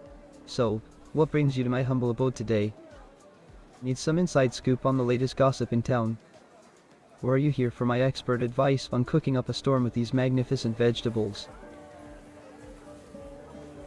Are you a well-versed cook, Pascal? Oh, absolutely. Cooking is my passion, my friend. I've spent years experimenting with flavors and techniques, especially when it comes to using all these wonderful veggies. I can whip up a mean ratatouille, a delightful vegetable curry, or even a mouth-watering roasted vegetable medley. And let's not forget about my famous mushroom risotto. If you ever need a recipe or some tips, just let me know. I'm more than happy to share my culinary wisdom with you. Does Mrs. Potter ever give you some of the mushrooms that you need? Oh, Mrs. Potter. She's a gem, that one. We have quite the bond, you see. She knows how much I adore mushrooms, and she always keeps an eye out for the finest ones for me. Sometimes she brings me these exquisite wild mushrooms that she finds during her nature walks. They're like little treasures, bursting with flavor. And in return, I make sure to save some of my best recipes for her. It's a lovely exchange, I must say. We're quite the dynamic duo when it comes to all things mushrooms and cooking. Would you then say you're also knowledgeable about poisonous mushrooms? Poisonous mushrooms. Yeah, now that's a topic that piques my interest. You know, Detective Martini, I consider myself a bit of an amateur mycologist. I've studied the various types of mushrooms, both edible and poisonous, for years. It's fascinating how some can be incredibly delicious and nourishing, while others can cause serious harm. Of course, I'm not one to dabble with the dangerous varieties myself. I prefer to stick to the tried and true, safe and scrumptious options. Can you tell me which mushrooms are deadly to humans? Deadly mushrooms, you say? Well, there are a few notorious ones that come to mind. One of the deadliest is the Amanita phalloides, also known as the death cap mushroom. It's deceptively beautiful with its pale greenish cap, but consuming it can be fatal. Then there's the destroying angel, another member of the Amanita family, which is equally treacherous. These are just a couple of examples, but there are certainly more out there. It's crucial to be cautious and knowledgeable when foraging for wild mushrooms or consuming them. Do you think Mrs. Potter has ever used poisonous mushrooms in her soup? Well, Detective Martini, that's quite a question. I must admit, I highly doubt that Miss S. Potter would ever use any of those deadly mushrooms in her soup. She's a seasoned cook herself, and she knows her way around the kitchen. Besides, she's always been very careful and meticulous when it comes to selecting her ingredients. I trust her judgment completely when it comes to food safety. However, if you have any concerns or suspicions, I'm more than willing to help investigate. After all, the safety and well-being of our community is of utmost importance. Do you own sharp kitchen knives, Pascal? Oh, absolutely, my friend. I take great pride in my collection of sharp and shiny knives. A good chef is nothing without his trusted tools, right? I have a variety of knives for different purposes, from the mighty chef's knife to the nimble paring knife. They're like extensions of my own hands when I'm in the kitchen, allowing me to slice, dice, and chop with precision. It's a joy to work with them, and they make cooking all the more enjoyable. Do you know that one of the victims, Haley Greenwood, was stabbed to death with a kitchen knife? Yes, I heard about that terrible incident. It's truly heartbreaking. Such a young life lost in such a violent way. I can't even begin to imagine the pain and sorrow her loved ones must be going through. It's a reminder that we must always be vigilant and look out for one another in our community. Safety and security should be everyone's priority. What can you tell me about Mrs. Potter and the Count? Mrs. Potter and the Count, Now there's a juicy topic for conversation. You see, Detective Martini, there have been whispers and rumors floating around town about a possible romantic connection between the two of them. It's quite the scandal, if you ask me. They've been seen together quite often, sharing hushed conversations and stolen glances. Of course, I don't have concrete proof, but the grapevine is rarely wrong when it comes to matters of the heart. Are there any other rumors that you've heard since we last spoke that you think might help with my investigation? Ah, Detective, you've caught me off guard. Let me think. Yes, there's been a buzz going around about a secret underground jazz club that's been operating in the outskirts of Vaudeville. Apparently, it's the talk of the town among the music enthusiasts and aficionados. I haven't been able to confirm the exact location, but I've heard murmurs of some big names in the jazz scene making appearances there. It might not directly relate to your investigation, but who knows? Sometimes, the threads of gossip can lead us to unexpected places. Do you know where this club is? Well, Detective Martini, I must confess that I don't have the precise details about the whereabouts of this mysterious jazz club. You know how rumors can be, swirling and twirling, but never quite landing on solid ground. However, I do have a few contacts in the local music community who may have some insider information. If you give me a moment, I can reach out to them and see if they can shed some light on this clandestine establishment. Jazz and secrets, my friend, they go hand in hand. I will return in a day or two. If you could get that information from your contacts in the music community, that would be fantastic, Pascal. Absolutely, my friend. I'll do my best to gather some intel on that elusive jazz club for you. I'll dive into the tangled web of connections and whisperings, and with a little luck, I might just uncover its hidden location. Consider it a personal mission from me to you, to bring a touch of the unknown to our investigation. I'll have the scoop for you when you return, no doubt about it. Until then, stay curious, my dear detective, and I'll be eagerly awaiting your return. Safe travels.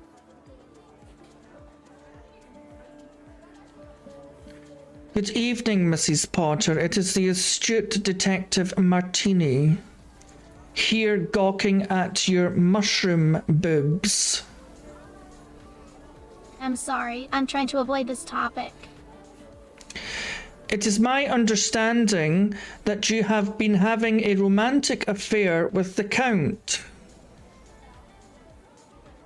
I'm sorry, but I don't like talking about this. You have been seen meeting in secret and whispering sweet nothings into each other's ear. Oh, darling, a lady must have her secrets and a little mischief now and then. Life is far too short to be dull and predictable, wouldn't you agree? But fear not, my dear, there's nothing scandalous happening here. Just a touch of excitement to keep things interesting. So you do not deny you are in a relationship with the Count? Well, my dear, I do enjoy the company of Count Gravison. He's certainly a fascinating character, quite eccentric, you know? But as for relationship, well, that's for me to know and for others to speculate upon. A woman of my stature needs a dash of mystery and a sprinkle of romance, don't you think? Well, it's Keeps not the a... gossip mills turning and adds a certain allure to my life. Now, let us not dwell on such matters and focus on the delightful task at hand, finding the finest oranges in this marvelous shop. It's not a secret, Mrs. Potter. I have people who have seen you together. So stop living on this fantasy that you are somehow important to people and that people must gossip about you. I have evidence that you are dating the Count. Oh, my, evidence, you say? How thrilling. I must admit, I do love a good intrigue. But let me remind you, my dear, that appearances can be deceiving. People see what they want to see, especially when there's a touch of scandal involved. So, by all means, let the rumors swirl and the tongues wag. I shall simply continue enjoying the finer things in life and relishing in the little mysteries that make existence so delightfully intriguing. After all, what fun is there in being ordinary? Do you always date men that have a lot of money? I would rather not do that.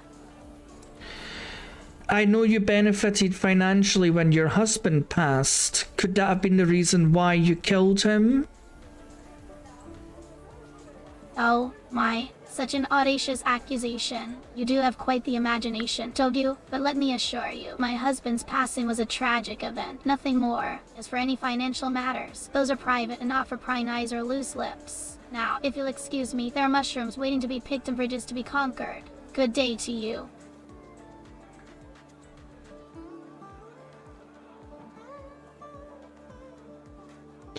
Do you ever pick death cap mushrooms, Mrs. Potter? Ah, death cap mushrooms, my dear. Quite a notorious little fungus, aren't they? Deadly and delectable if one knows how to handle them properly. But I must say, I have a knack for picking the finest and safest of mushrooms. After all, one must have a taste for the exotic and the adventurous, wouldn't you agree? But fear not, I have no intention of poisoning anyone. My interests lie in the realm of culinary delights and not in the macabre. And where do you go to normally pick your mushrooms? Why, my dear, a mushroom picker never reveals her secret spots, now does she? It's a game of skill, intuition, and a touch of secrecy. I venture far and wide, exploring the hidden corners of the countryside, seeking out nature's hidden treasures. But rest assured, my mushroom picking adventures are purely for personal enjoyment. Now, if you'll excuse me, I have a world of fungi waiting to be discovered. Toodaloo. Tally-ho, biatch. I apologize. I'm not supposed to help you with that.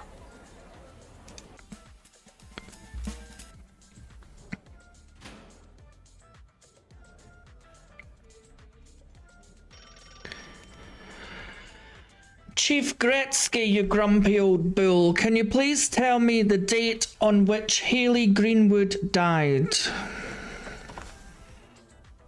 Detective Martini, I'm surprised you're asking about that. You know very well that Haley Greenwood died on the night of October 15th. It's been all over the news. Why are you bringing it up again?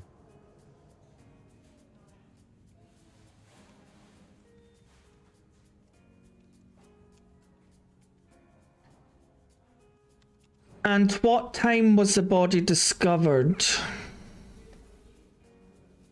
What's with all these questions, Detective? Are you trying to test my memory? The body was discovered at approximately 8:30 in the morning on the 16th of October. Is there something specific you're trying to get at? And what was the time of death for Haley Greenwood? Oh, for crying out loud, Martini. Can't you check the damn report yourself? The coroner should have that information. If you really need to know, go down to the morgue and speak to the coroner. They'll have the exact time of death for you. Now, if you don't mind, I've got other things to attend to. Constable Jones, do you have any information regarding the case since we last spoke? Well, you see, I've been trying to do some digging, but it's like searching for a needle in a haystack. You know, I don't have much to go on, just a few loose ends that don't seem to make sense. But I'll keep at it, like a dog with a bone. Maybe we'll crack this case yet. Would you please mind telling me what loose ends you have found? Oh, you want to talk about phones? Well, you know what they say, Detective Martini, a phone can be a window to the world or a prison in your pocket. It's all about how you use it, I suppose. But I don't really have a fancy phone myself. I'm more of an old-fashioned kind of guy. I prefer knitting and cooking over all those newfangled gadgets. But, if you need any help with phones or anything, I'll do my best to assist you. Well, it turns out that Haley Greenwood was receiving threatening calls where a man would phone and breathe heavily down the phone. Can you help me with that? Yes. Threatening calls, you said. That's quite unsettling, isn't it? I mean, it's like a cat playing with a mouse, toying with someone's fear like that. But, you see, I'm not quite sure how I can be of assistance in this matter. I'm just a simple constable, not a tepus or detective like you. But, if you think there's something I can do, I'll give it my all. After all, where there's a will, there's a way, right? Are you able to check Haley Greenwood's phone records? Well, you know, Detective Martini, they say curiosity killed the cat, but, I could try to check Haley Greenwood's phone records for you. I'm not exactly a pro at this sort of thing, but I'll do my best to dig up what I can. You know, like a dog digging for bones in the backyard. I can't promise any groundbreaking discoveries, but I'll certainly put my nose to the grindstone and sniff around. Just, please don't expect any miracles from me, okay? Thank you, Constable Jones. Oh, you're welcome, Detective. It's, my pleasure to help out. I'm just here to lend a hand, like a knight in shining armor or a knight in rusty armor. Depending on how you look at it. But, you see, I just hope I can be of some use to you, like a fish in water or a fish out of water. You catch my drift. Anyway, I'll, get right on it. Like a horse galloping towards the finish line or a turtle crawling towards the horizon. He stands like he really, really needs to pee, but nobody's going to let him go to the bathroom.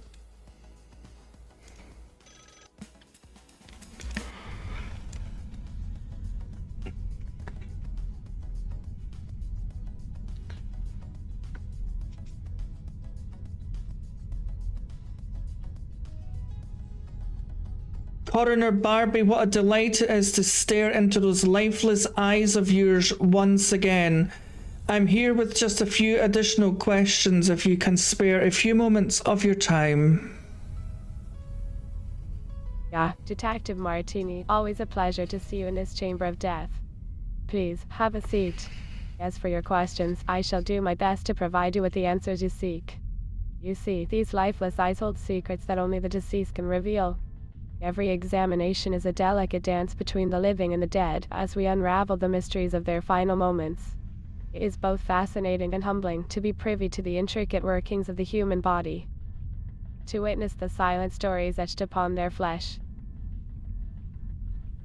Could you please give me the time of death for Haley Greenwood? Detective, my dear, the time of death for Haley Greenwood is a complex puzzle that we must piece together. Based on the state of rigor mortis and the level of decomposition, I would estimate her demise to have occurred approximately 24 to 48 hours ago. However, please keep in mind that this is merely an initial assessment. To obtain a more precise determination, we will need to consider additional factors such as ambient temperature, lividity patterns, and the presence of any external injuries. Can you give me a My dearest detective, the case of April's departure is a haunting one indeed. The evidence suggests a more recent passing, perhaps within the last 12 to 24 hours. The body's core temperature, the absence of significant signs of putrefaction, and the fluidity of the blood pooling all point to a relatively short interval since her last breath. But, as always, we shall delve deeper into the intricacies of her physical being to uncover the truth hidden beneath the surface. In your expert opinion, at what time was Haley Greenwood murdered? Oh, my dear investigator, the time of Haley Greenwood's demise is a riddle that challenges even the most seasoned coroner. The intricate dance between the processes of decomposition, rigor mortis, and lividity can provide us with clues. But the answer remains elusive. The state of her remains, the level of decomposition, the presence of insect activity, all these factors intertwine in a macabre symphony, whispering fragments of the story. But fear not, for we will unravel this enigma together, piece by piece, until the hands of time reveal their secrets. What can you tell me that I don't already know about the injuries to Haley Greenwood's body? My inquisitive detective, the injuries that befell poor Haley Greenwood are indeed a tragic sight to behold. The examination has revealed a multitude of wounds, both external and internal. The lacerations on her torso and limbs indicate a violent struggle, while the contusions on her face suggest a forceful impact. The fractures in her ribs and skull speak of a brutal attack, leaving no doubt that her final moments were filled with pain and terror. It is a somber reminder of the darkness that can lurk within the human heart. Do you have any idea yet as to what weapon could have been used to kill Haley Greenwood? Detective Martini, my dear, the identification of the weapon used to extinguish the life of Haley Greenwood remains a perplexing task. The nature of her injuries, the depth and pattern of the wound, all beckon us towards understanding the instrument that brought about her demise. As we delve into the minutiae of her anatomy, examining the trajectory and characteristics of the wound, we may find clues that lead us closer to the answer. But in this intricate dance between life and death, the secrets held by the weapon may not reveal themselves easily. Can you tell me more about Nicola Grossman's death? Nicola Grossman's passing, my astute investigator, is a summer tale indeed. The examination of Nicola's mortal vessel has revealed a multitude of wounds, each telling a story of pain and violence. The deep incisions upon the neck, indicative of a sharp and precise force, speak of a swift and merciless end. The absence of defensive wounds suggests that Nicola may have been taken by surprise, caught off guard in a moment of vulnerability. It is a tragic reminder of the fragility of human existence and the darkness that can lurk within our world. How was Nicola Grossman killed? Oh, my dear interlocutor, the question of why someone would want to extinguish the light of dear Nikolai's life is a haunting one. Alas, as a coroner, my role is to decipher the physical evidence left behind, not to delve into the depths of motive and intent. The answers lie in the realm of detectives like yourself, who navigate the intricate web of human emotions and desires. How was Nikola Grossman killed? Well, my astute investigator, the manner in which dear Nikola Grossman met their untimely end is a distressing tale indeed. The examination has revealed a distinct pattern of injuries, particularly in the area of the neck. The presence of deep incised wounds, parallel and consistent with the characteristics of a sharp-edged weapon, suggests a methodical and deliberate act. It appears that the vital structures within the neck, such as the carotid artery and jugular vein, were compromised, leading to a rapid loss of blood and subsequent demise. So are you telling me Nikola Grossman was stabbed in the neck? Can you tell me what area of the neck he was stabbed in? Oh, my inquisitive companion, the precise location of the stab wound on Nikolai's neck is a matter that requires careful consideration. The nature of the injury, its depth and trajectory suggest that the blade may have pierced through the anterior aspect of the neck, targeting the region known as the anterior triangle. This triangular space, bounded by the sternocleidomastoid muscle in the midline of the neck, houses critical anatomical structures, including the trachea, thyroid gland, and major vessels. So are you telling me they were stabbed in the back of the neck? My dear investigator, the idea that dear Nikola Grossman was stabbed in the back of the neck is indeed a possibility that we must consider. The examination of the wounds, coupled with the knowledge of the anatomy, suggests that the weapon may have entered the posterior area of the neck, possibly piercing the cervical vertebrae and reaching deeper into the spinal column. It is a chilling thought, for such an act would cause significant damage to the delicate nervous and vascular structures that reside within that realm.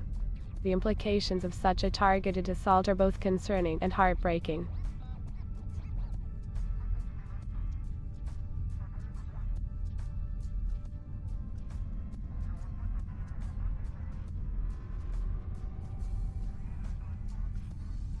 Can you tell me how Maria Jansen died? Yeah, my empathetic companion, the tale of Maria Johnson's passing is one that weighs heavily on my heart. The intricate dance between life and death, the fragile balance of our existence, is a topic that I often find myself pondering. Maria's departure reminds us of the ephemeral nature of our mortal coil, the vulnerability of our bodies to the ravages of time and circumstance. The details of her demise, the intricacies of her physiological decline, are etched in my mind as I strive to unravel the mysteries that surround her final moments. How did she die? My dear detective, the cause of dear Maria's untimely exit from this world is a somber truth that we must confront. The autopsy findings have revealed evidence of severe cardiovascular compromise, suggestive of a myocardial infarction, or as it is commonly known, a heart attack. The delicate blood vessels supplying her heart were occluded, leading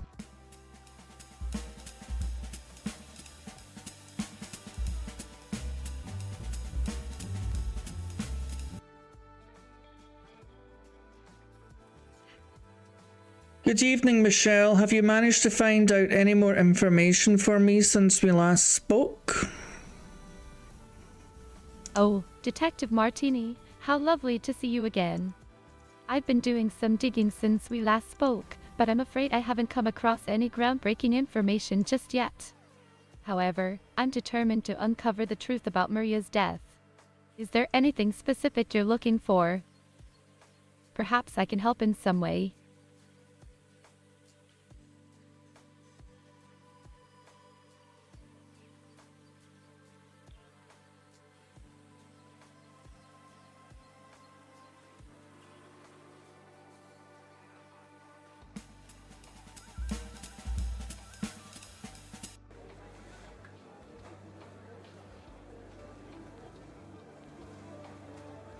Mrs. Potter, I have uncovered that you were in fact friends with the late Maria Jansen. Is that true? Oh dear, that's such a shame. It seems like rumors have a way of spreading, don't they? People just love to gossip and create stories out of thin air. But we know better, don't we? We know the truth, and that's what matters. Let them talk, darling. We'll rise above it all with our grace and dignity intact. I heard that Maria Jansen was friends with you, your husband, and the Count. Ah, Maria Johnson. Yes, she was quite the social butterfly, wasn't she? It's true that she was acquainted with my late husband and the Count. But you must understand, my dear, that being acquainted with someone doesn't necessarily make them a close friend. You see, in high society, we often cross paths with all sorts of people, but that doesn't mean we share intimate friendships. It's all about appearances, you see, and appearances can be deceiving. Are you deceiving me right now? Oh, my goodness, deceive you? Perish the thought. I assure you, my intentions are as pure as freshly fallen snow. But, my dear, in this world of ours, one can never be too sure about anything or anyone. Can we? Life is full of surprises, after all. So, let's just say that a little mystery adds a touch of excitement to our conversations. Don't you think? Now, let's focus on something more delightful, like finding the perfect ingredients for a delectable dinner. Shall we?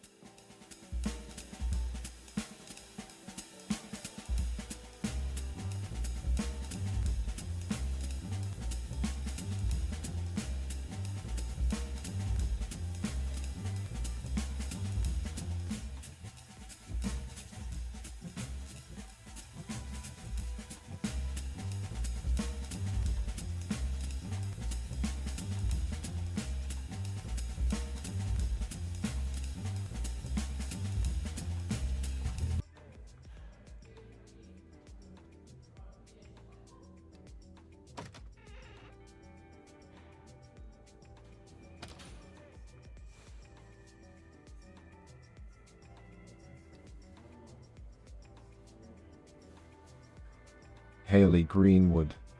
Who's that? Why should I care about her age?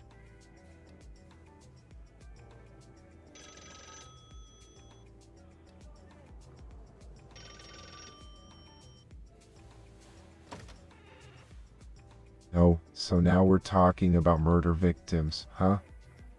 Well, enlighten me then. How old was this Haley Greenwood?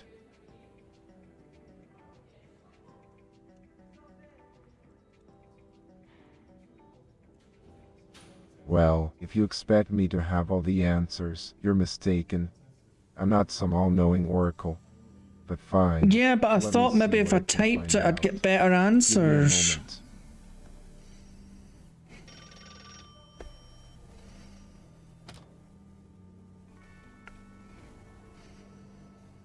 So what did you find out? Detective Martini, do you really think I have time to dig through every little detail about the victim's age? We have a whole investigation to focus on, you know. If you want to know her age, go check the case file or ask someone else. I've got more important things to worry about right now.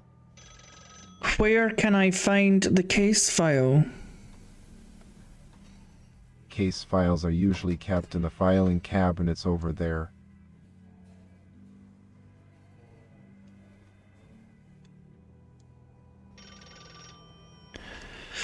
Constable Jones, did you manage to find anything in Maria Haley's phone records?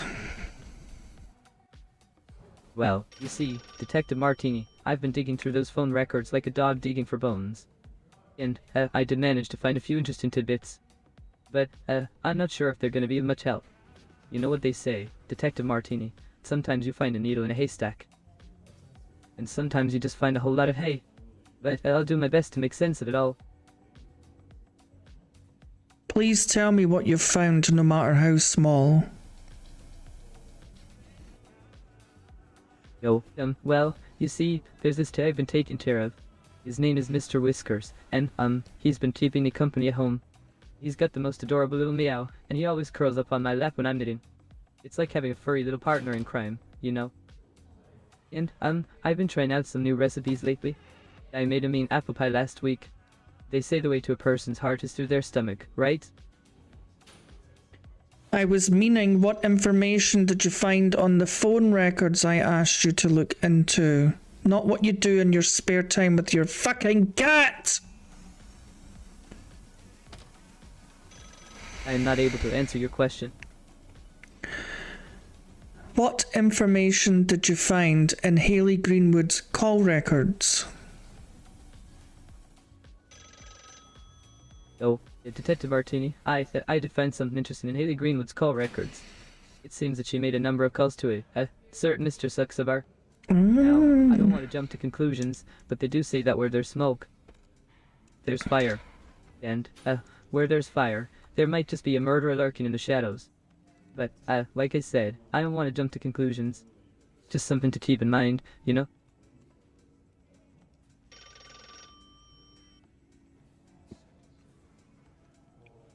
How many calls roughly did she make to Mr. Saxabar? You see, Detective Martini, I'm not exactly sure about the exact count of the calls between Miss Greenwood and Mr. Saxabar. It's like searching for a needle in a haystack, you know?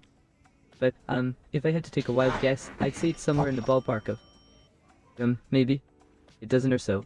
Give or take a few. But, please don't hold me to that.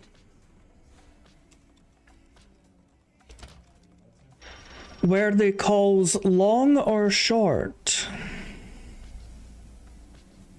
You see, Detective Martini, I'm not entirely certain about the length of those calls. It's a bit like trying to measure the length of a piece of string without a ruler.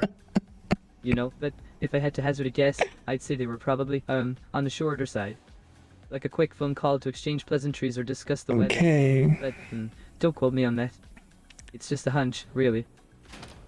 Also, do you have access to the case file?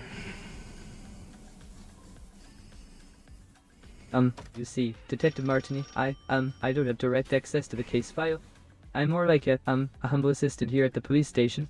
But, if you need any help with anything, I'll do my best to assist you. They do say that two heads are better than one, right? And, teamwork makes the dream work. So, if there's anything I can do to support you in this investigation, please let me know. Can you please tell me what Haley Greenwood's age was when she died? Well, you see, I'm not quite sure about the exact age of Miss Greenwood when she, you know, passed away. But they do say that age is just a number, and, life is like a candle that burns at both ends. It's a reminder that we should cherish every moment we have, because you never know when the flame might flicker out. But, I'll do my best to find that information for you, because, as they also say, knowledge is power. Thank you. You're welcome, Detective Martini. It's my pleasure to be of help. As they always say, it's better to give than to receive. And, you know, a little kindness goes a long way. So, if there's anything else I can do for you, please don't hesitate to ask. After all, teamwork makes the dream work, right? Right. Mr. Saxabar, it has come to my attention that Haley Greenwood made several calls to you before she died. Care to explain? Oh, she did she? Well, Detective, I must say, I have a way with people. They're drawn to me like moths to a flame. Haley Greenwood was no exception. She wanted a taste of the mysterious and enigmatic world of the circus. Who could blame her? But alas, I can assure you, my dear detective, I had nothing to do with her untimely demise. What did she want to do with the circus? She desired to experience the thrill and wonder of the circus, my friend. Did she want to be a performer at your circus? No. So she just called you over a dozen times to see your circus? Yes. I don't believe you. Believe what you will, detective. It matters not to me. Well, it should. Should it? Are you telling me that you think Haley Greenwood was attracted to you? Yes. Did you have a relationship with Haley Greenwood? No. Were you intimate with Haley Greenwood? No. Did you kiss Haley Greenwood? No. What did you do with Haley Greenwood? Nothing. So she liked you, but you did not like her? No. You liked her as well? Yes. Is there a reason why you never got together in a romantic manner? I do not have the answer to your question.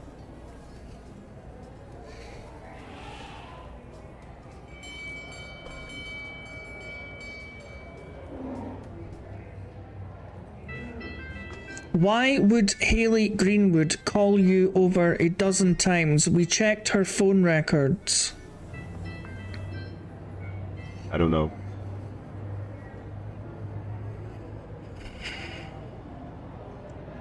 What can you tell me about Mrs. Potter? No comment. Do you know her? Yes. How do you know her? We were acquainted. But you're not acquainted anymore? No. Why not? It's none of your business. Did you fall out with Mrs. Potter? No. Did she fall out with you? No.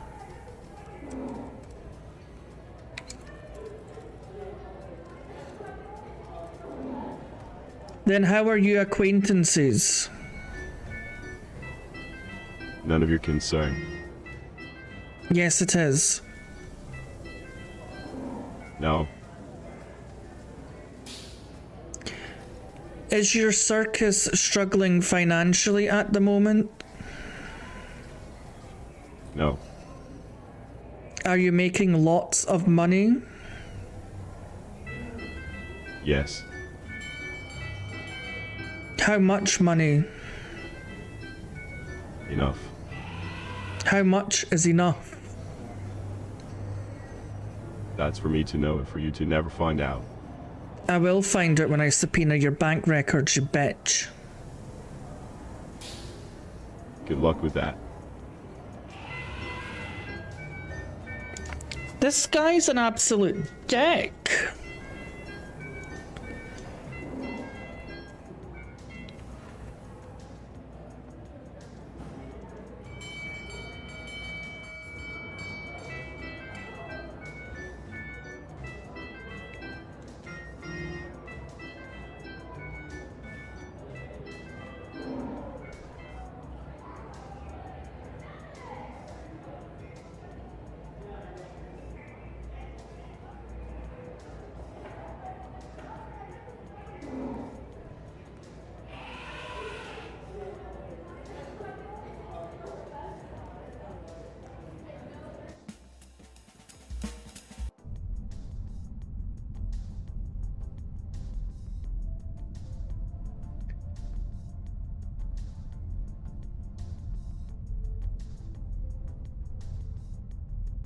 Good evening, Coroner Barbie. 'Tis I, Detective Evening, Coroner Barbie. 'Tis I, Detective Martini.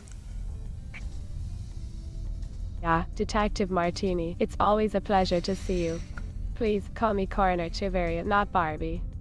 Now, let's delve into the matter at hand. Autopsies can be quite revealing, don't you think?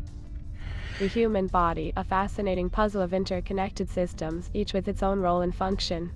It's truly remarkable how fragile we are, how easily the delicate balance can be disrupted. I want you to start at the very beginning and tell me where Maria Jansen's body was found. Well, Maria Johnson's lifeless form was discovered in an abandoned warehouse on the outskirts of town. A desolate place where shadows dance and secrets linger. She lay there, motionless, awaiting my examination. As I carefully examined her remains, it was evident that her death was not a swift one. The contusions and lacerations on her body whispered tales of a struggle, a battle fought against an unseen foe.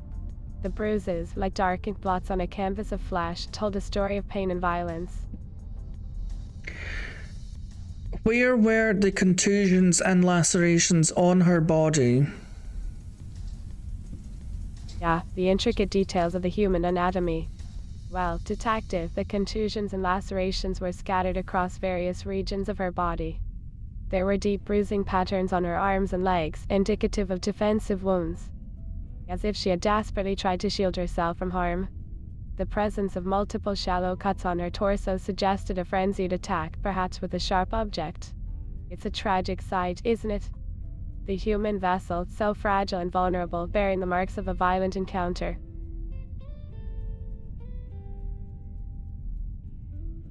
Did she have any marks on her arms like she was trying to shield herself?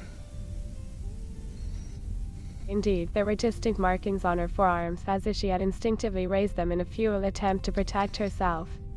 The pattern of the bruises suggests that she may have been forcefully grabbed or restrained, leaving behind evidence of a struggle. It's heartbreaking to think of the fear and desperation she must have felt in those final moments. Her body fighting for survival against an unknown assailant. The body, you see, has its own language, its own way of telling us stories.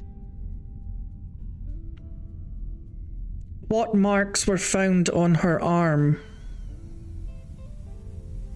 The marks on her arms, detective, were a series of contusions and abrasions. They were consistent with defensive wounds, indicating that Maria Johnson had indeed tried to shield herself from harm. The bruising pattern suggested that she had been gripped tightly, perhaps in a desperate effort to break free from See, the I attack think if you grasp. say their name A wrong. tragic reminder of the vulnerability we all possess and the lengths we go to in order to preserve our lives.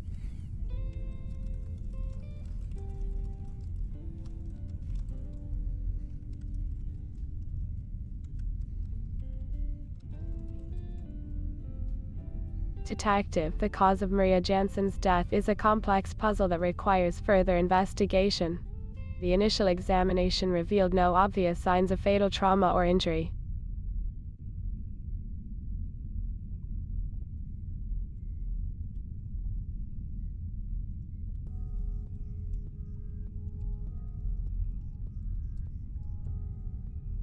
Oh, my dear detective, that's the million-dollar question, isn't it? Determining the exact cause of Maria Jansen's demise is like navigating through a labyrinth of possibilities. At this stage, without a thorough analysis of her internal organs and toxicology reports, it's difficult to pinpoint a definitive answer. We must explore every avenue, consider every hypothesis, and leave no stone unturned. Death, you see, is a master of disguise, hiding its true nature beneath layers of enigma. Oh, my observant detective Martini, you have a keen eye for detail. Yes, there were external wounds present on poor Maria's body. Along with the contusions and lacerations I mentioned earlier, there were also some superficial abrasions and scratches. These wounds, while not immediately life-threatening, speak of a struggle, a desperate fight for survival. Each mark tells a story, a testament to the violence inflicted upon her fragile form. It's moments like these that remind us of the fragility of life and the darkness that can lurk in the shadows.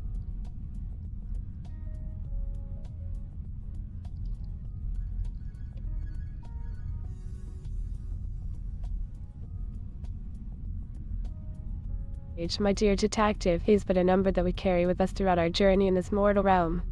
As for the late Maria Jansen, her earthly vessel had reached a stage of middle adulthood, approximately 42 years of age.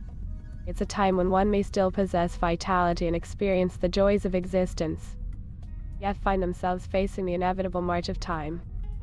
The intricacies of the human lifespan, a delicate balance between growth and decay.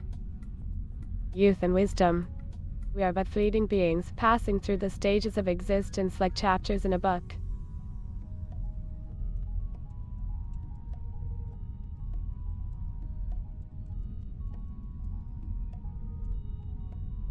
Oh, Detective Martini, you have a way of tugging at my heartstrings with your questions.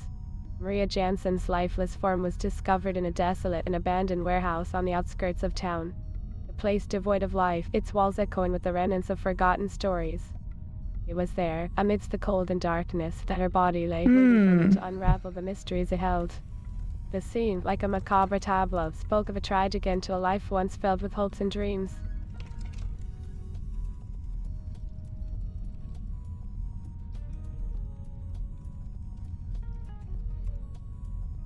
Detective, the scene where Maria Jansen's body was found did have some peculiar elements. The atmosphere was heavy with an eerie stillness, as if the very air held its breath. Anticipating the revelation of secrets, the positioning of her body, though seemingly random at first glance, hinted at a deliberate arrangement. Almost as if someone had carefully placed her there. It's moments like these that make me ponder the intricacies of human behavior in the depths of the human psyche. Do you feel like she was murdered somewhere else and then placed there afterwards? It's a possibility, isn't it? The evidence does suggest that the modus operandi of the three murders is quite different. Yet there seems to be a common thread connecting them. The notion of the victim being murdered elsewhere and then moved to the warehouse is not entirely far-fetched. It would explain the lack of significant blood spatter or signs of struggle at the crime scene. But my dear investigator, we must tread cautiously and delve deeper into the intricate web of clues before drawing any definitive conclusions.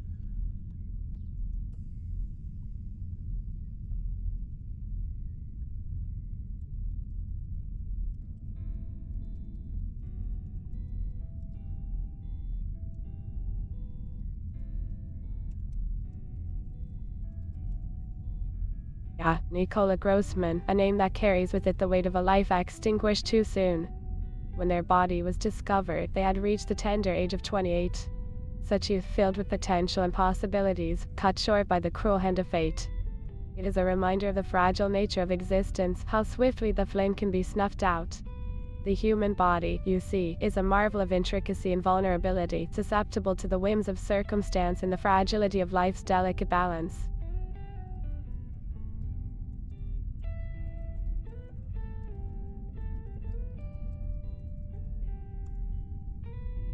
As I conducted the examination of dear Nikolai's remains, a summer dance of sorrow unfolded before me.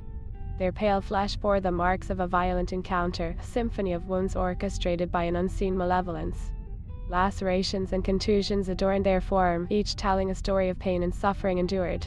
It was evident that they had fought fiercely, as evidenced by the defensive wounds on their arms and the bruises scattered across their torso. The brutality inflicted upon them is a stark testament to the depths of darkness that exist within our world.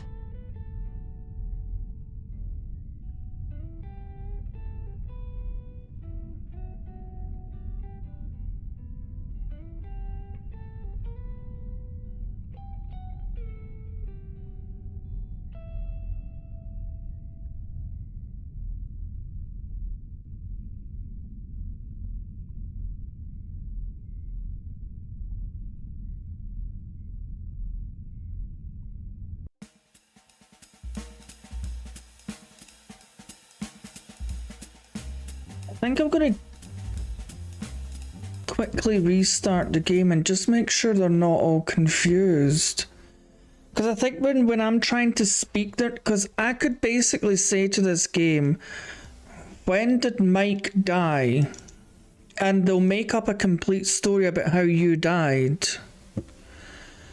And so I think because I'm getting their names wrong, well, it's picking up that the names are wrong when I'm trying to say them into the mic. They're giving me bullshit information, or they're getting confused. Because I don't know whether she's talking about Maria The Johnson second I stepped off the train into the city of Vaudeville, or Maria Jansen. So what I'm going to do is I'm going to type their names to begin with, because then once she starts talking about them, it's fine. It's just getting the names right to begin with.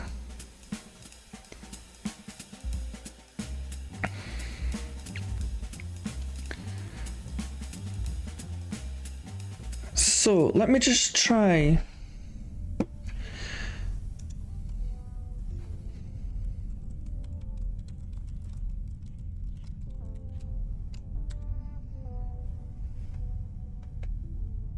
Well, based on the autopsy reports, it appears that the first victim died from blunt force trauma to the head, resulting in severe cerebral hemorrhage.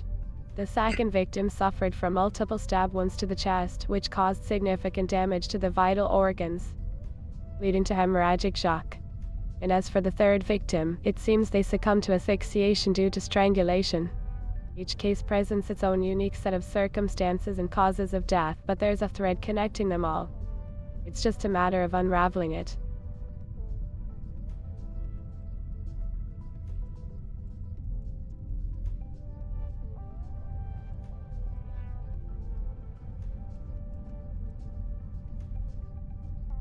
Haley Greenwood, the first victim.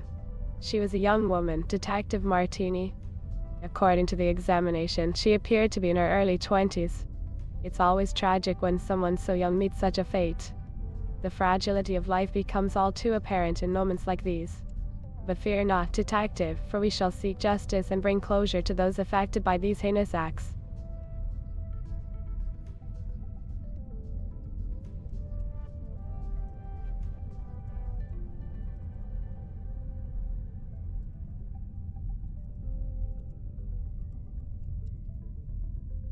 Yes, there were a few peculiarities surrounding Haley's death beyond the obvious tragedy.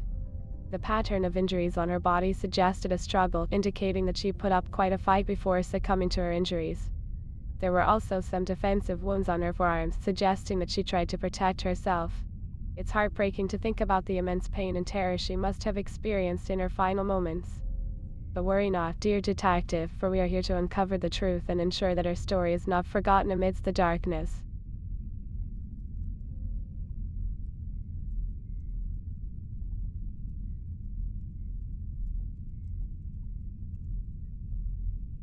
The date of Haley Greenwood's demise was recorded as the 15th of September, detective. It's a somber reminder that life can be tragically fleeting and that each passing day brings us closer to our own This game's fucked. But fret not, my friend, for it is in these darkest hours that we find the strength to seek justice and bring solace to those left behind.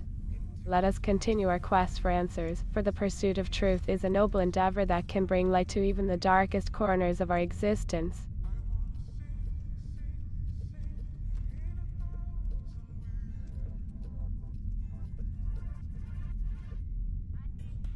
Nicola Grossman, the second victim, met their untimely fate on the 2nd of October.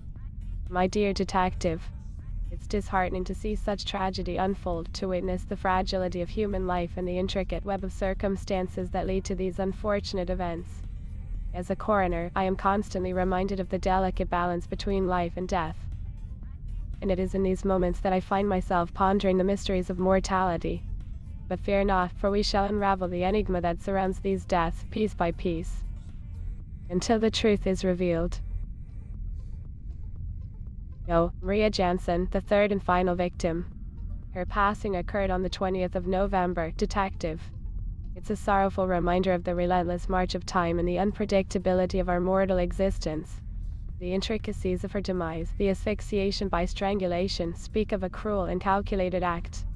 It is in these somber moments that I find solace in my work, seeking answers amidst the darkness, hoping to bring closure to those affected by these tragic losses.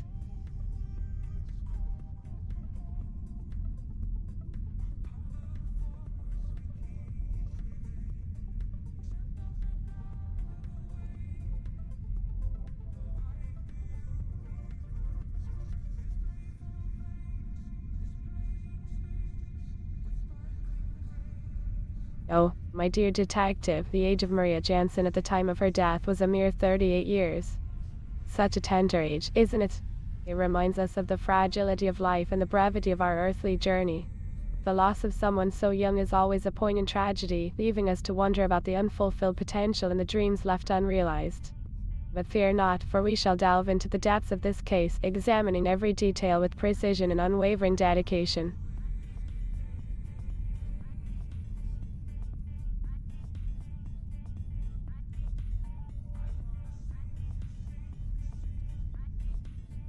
There is one thing that weighs on my mind, Detective. While the cause of each victim's demise has been established, there is an underlying connection that eludes me. The modus operandi of these murders is distinct, yet there is a thread that binds them together. It's as if they are pieces of a larger puzzle waiting to be assembled. I can't help but feel that there is more to this story, hidden beneath the surface. But worry not, for I am committed to unraveling this enigma and revealing the truth that lies within.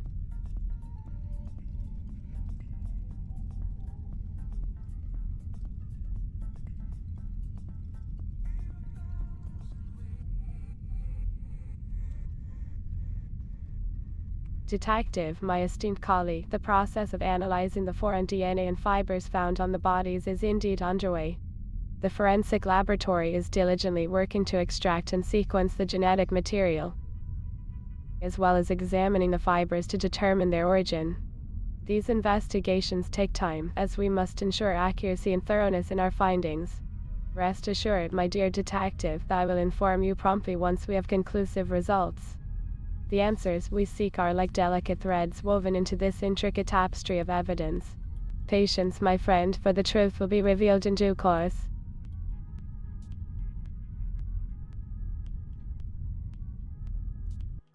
Okay.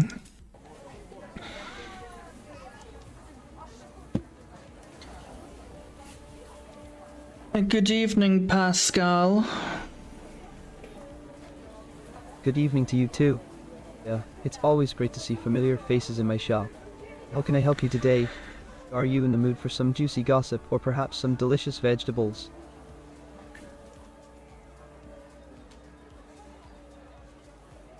Is there anything else you can tell me about Maria that I need to know? Maria Jansen, poor soul. Such a tragedy what happened to her.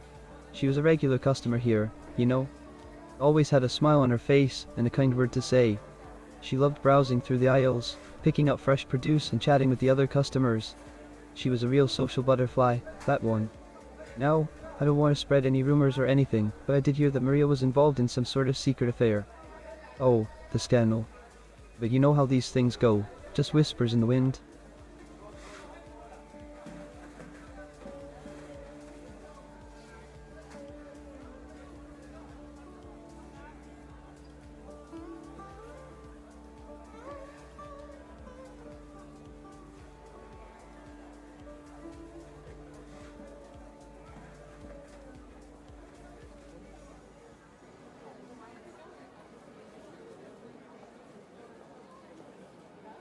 Do you know if any of the victims undertook in some shady business? Oh, Detective Martini, you always have the most intriguing questions. Well, let me think. There have been some murmurs around town about the victims being mixed up in some shady business. You see, Vaudeville may seem like a quiet little town on the surface, but there's always something brewing beneath. If you catch my drift. Now, I don't have concrete evidence or specific details, but people have been whispering about the victims being connected to some rather unsavory characters.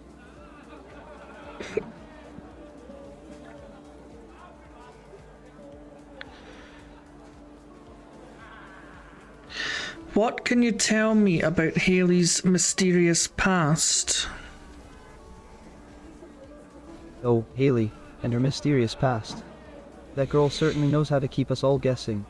Let me tell you, she's like a puzzle wrapped in an enigma. From what I've gathered, Haley has had quite the adventurous life before settling down here in Vaudeville.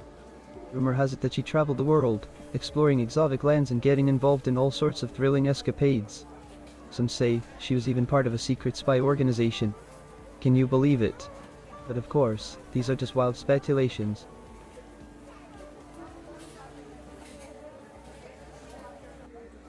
So Haley was an adventurer? Absolutely. An adventurer indeed. Just imagine the stories she must have to share. I can picture her trekking through dense jungles, diving into deep oceans, and unraveling ancient mysteries. It's like something out of a movie, isn't it? Ah, the thrill of exploration and the allure of the unknown. Makes you wonder what secrets lie hidden within the hearts of our own little town. Life truly is an adventure. Detective Martini? Do you know if Haley found any secrets in this town?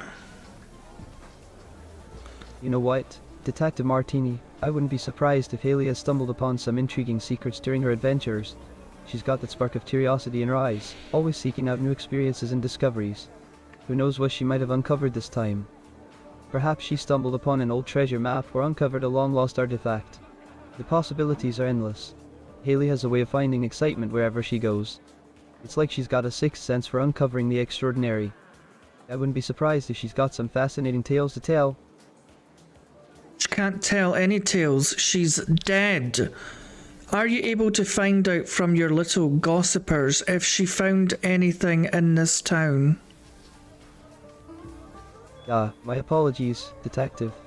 I seem to have gotten carried away there. Yes, you're right. It's a tragic loss that we won't hear any more of her stories. As for any recent findings, let me tap into my network of gossipers and see what I can find out. Give me just a moment. I'll be right back with some juicy tidbits for you. Did you manage to find out the location of the secret underground jazz club?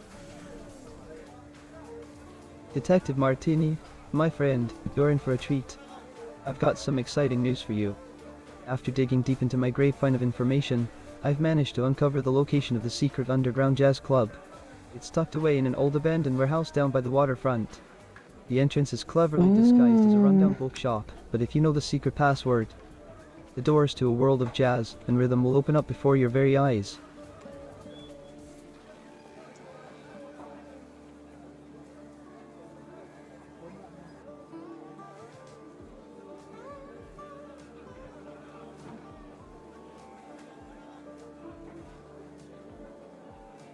Oh, what have I done? Well, hot diggity dog. That's fantastic, isn't it? I can practically hear the smooth tunes and feel the vibrant energy already.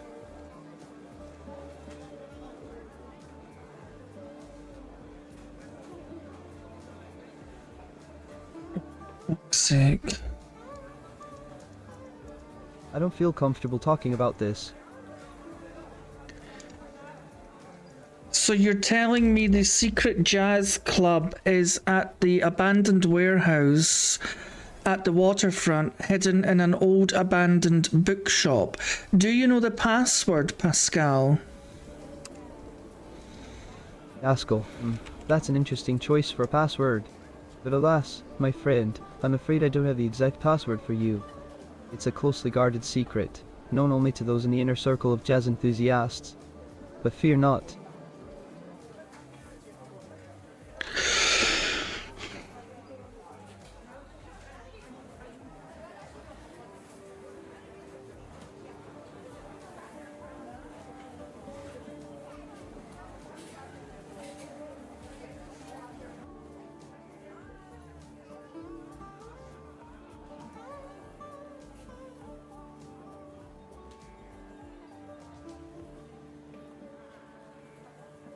Do you not find it suspicious that Maria Jansen's body was found in an abandoned warehouse?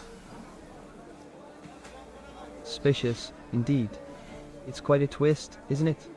I mean, who would have thought that Maria's body would be found in an abandoned warehouse? It's like something out of a mystery novel. But you know, Vaudeville is full of surprises. There's always something unexpected happening around here. It's what keeps life exciting, wouldn't you agree?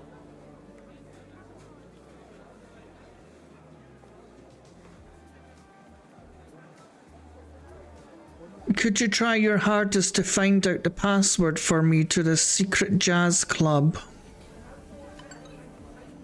I'm not sure if I can do that.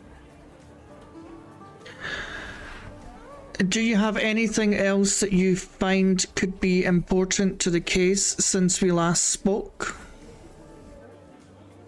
Oh, you bet I have something for you, Detective Martini.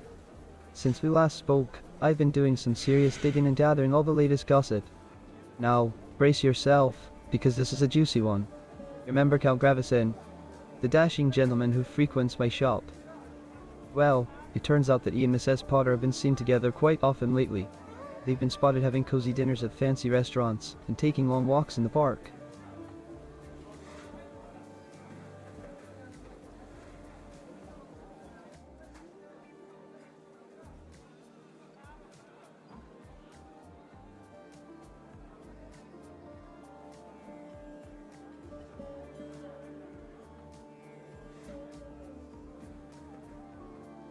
Mrs. Potter, I have it on good authority that you and Count Gravestan have been taking long walks in the park and eating dinners together.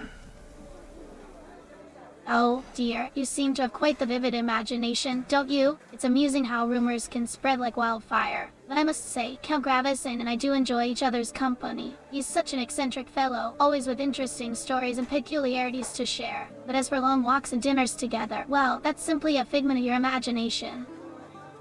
People have seen you. Stop lying to me. You're not hard to miss.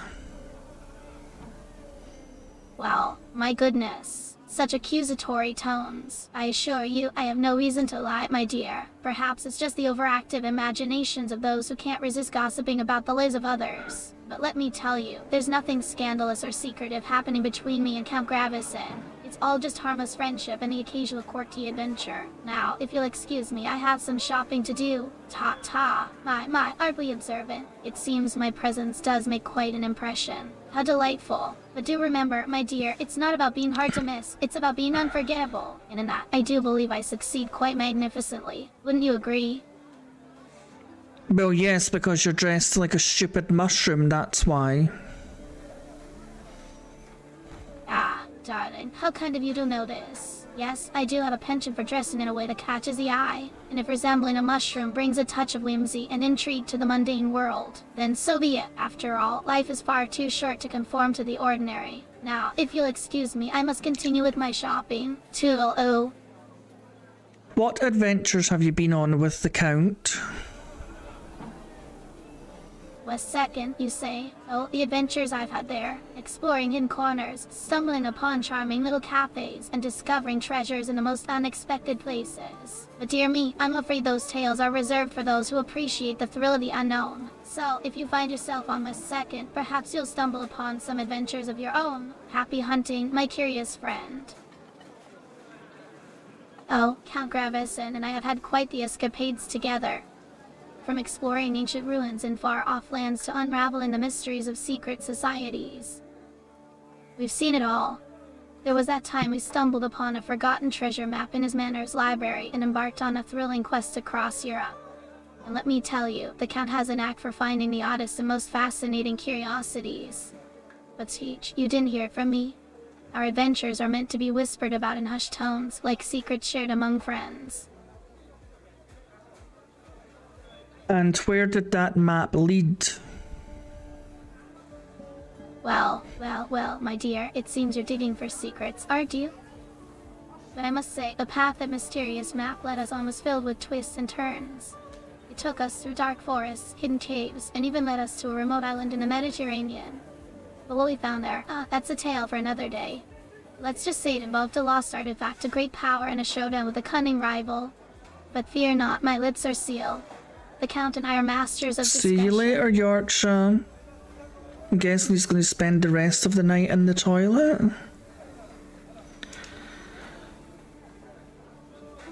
You do realise, Mrs. Popper, I am part of the illustrious Illuminati, and I am one of the very top-ranking members of the most infamous secret society in the world.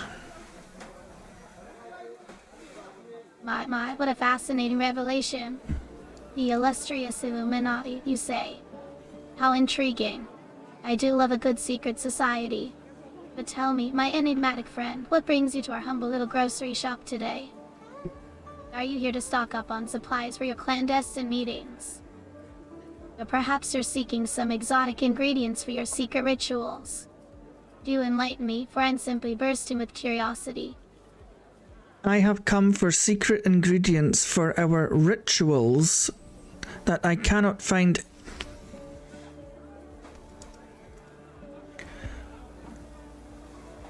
I have come for some secret ingredient. Why is this not working anymore? Hello?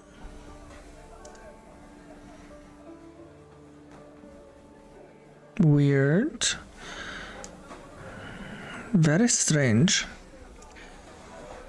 I have come for some ingredients for our secret rituals. Hello, hello.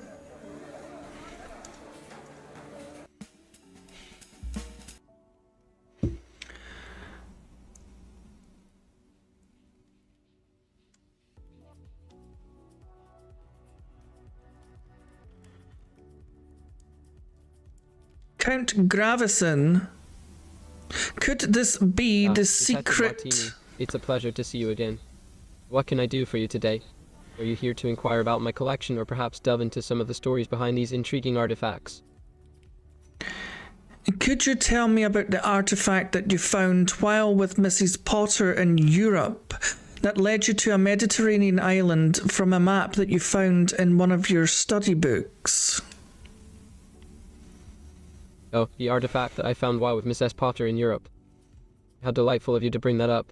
It was quite the adventure, I must say. You see, during our travels, we stumbled upon an old dusty bookstore tucked away in a charming little village. As I perused the shelves, my eyes were drawn to a particularly ancient and weathered book. I picked it up, and lo and behold, hidden within its pages was a faded map. It depicted a mysterious Mediterranean island, untouched by time and brimming with secrets. And what secrets did you find there? The secrets of that enigmatic Mediterranean island. Well, my dear Detective Martini, let me regale you with the tale. Upon arriving on the island, we discovered a hidden cave nestled amidst the rugged cliffs. Inside, we uncovered a trove of treasures from a long-lost civilization. Ancient artifacts, exquisite jewelry, and even a peculiar golden idol that seemed to possess an otherworldly aura. It was a true marvel, I assure you. What did you do with the golden idol?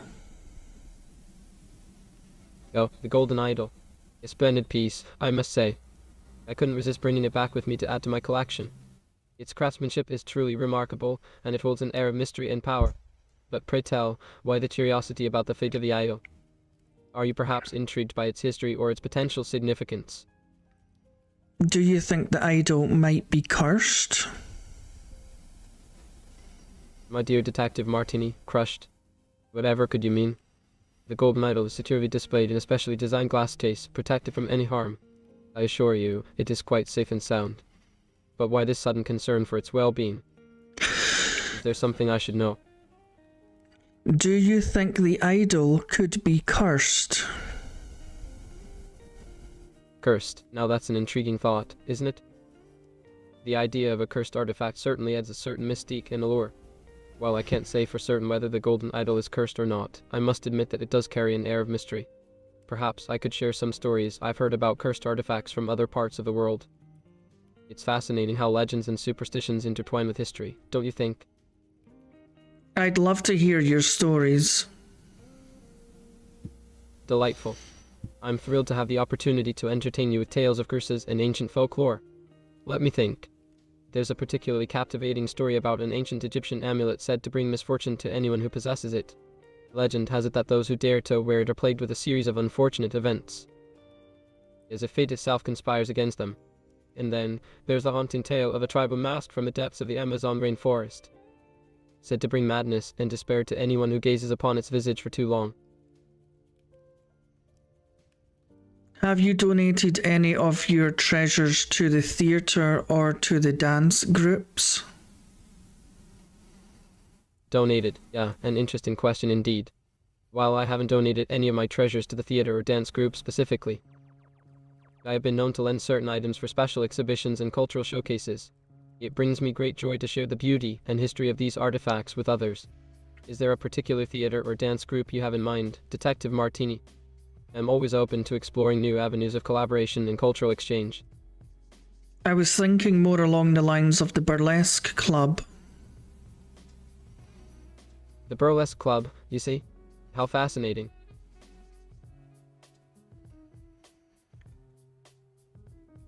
would you say that you and Mrs. Potter are romantic with each other, or just kindred adventurers? My dear Detective Martini, how intriguing. Are you in a romantic relationship with Mrs. Potter? My goodness, Detective. Where did that idea spring from? Miss S. Potter and I have a cordial relationship built on mutual admiration for each other's interests and a shared love for collecting rare items.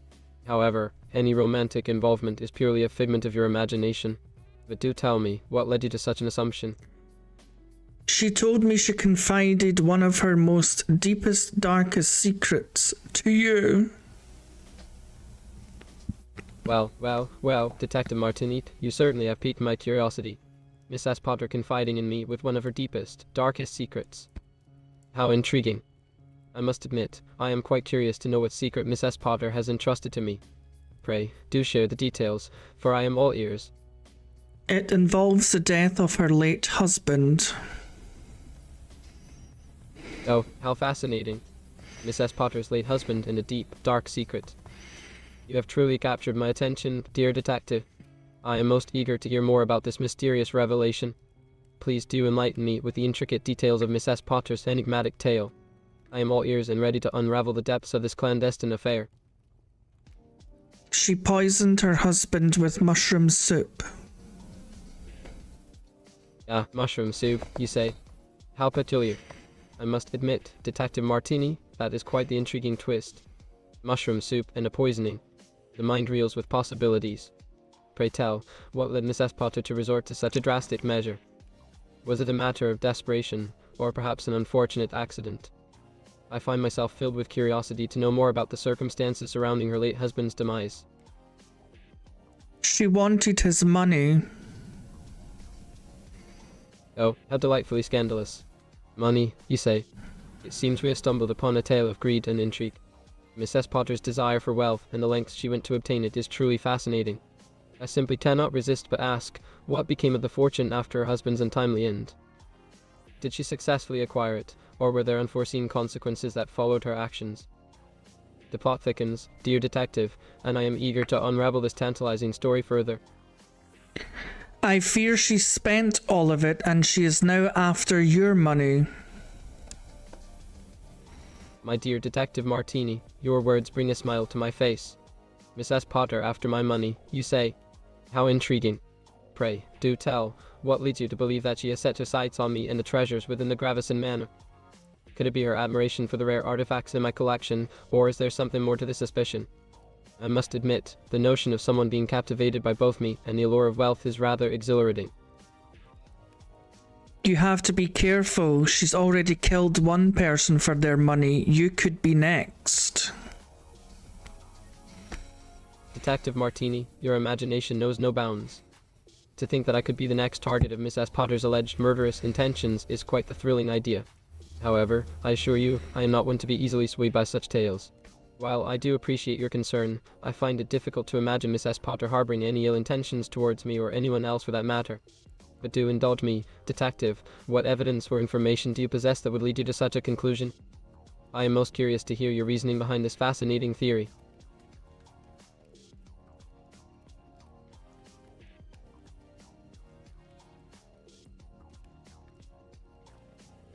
Hayley Greenwood was also in India at the time Mrs. Potter was in India with her husband. Ah, Lee Greenwood, you say. An intriguing name indeed.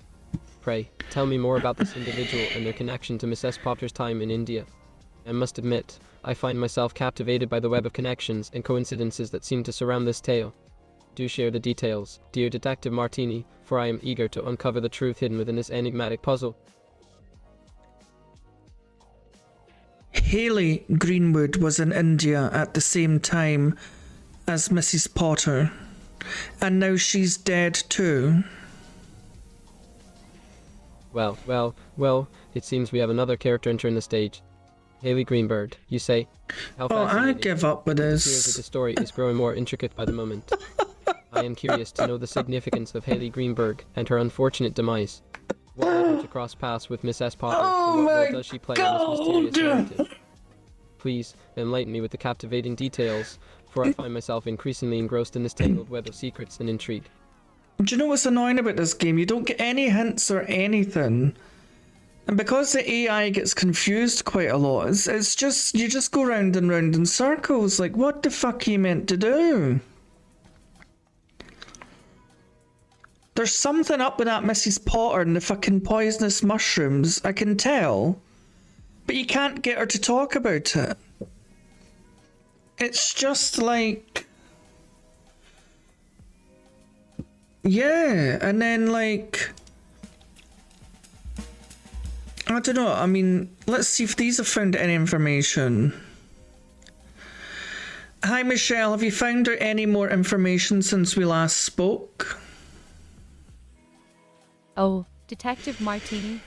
How lovely to see you again. I've been doing some digging since our last conversation, and I must say, I've stumbled upon a few interesting tidbits. But before I share, I'm curious to know what specifically you're looking for regarding Maria Jansen. Is there something specific you need help with? Well, it's strange that you say that because Maria's body was found in an abandoned warehouse, and I have recently discovered that the abandoned warehouse is the location for a secret jazz club that only the upper echelon of society know about, which requires a secret password to get into. A secret jazz club, you say? That's quite intriguing. I had no idea such a place existed in an abandoned warehouse. And a secret password to gain entry. My goodness, the upper echelon of society does have its hidden gems, doesn't it? I wonder if anyone in our social circle knows about this jazz club. It could be the perfect place for the elite to unwind and enjoy some smooth tunes.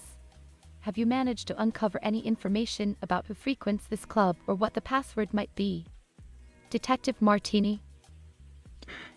I feel like a lot of the members of Vaudeville Country Club will frequent this secret jazz club. If you could use your connections to find out from your members if any of them know of such a place, that would be fantastic, Michelle. Oh, absolutely, Detective Martini. Consider it done. As a member of the Vaudeville Country Club and someone well connected within the high society, it shouldn't be too difficult for me to discreetly inquire about this mysterious jazz club. I'll reach out to my fellow members and see if they have any knowledge or experience with it. Who knew that Vaudeville held secrets like this? It's also thrilling. Please give me a moment and let me make a few calls.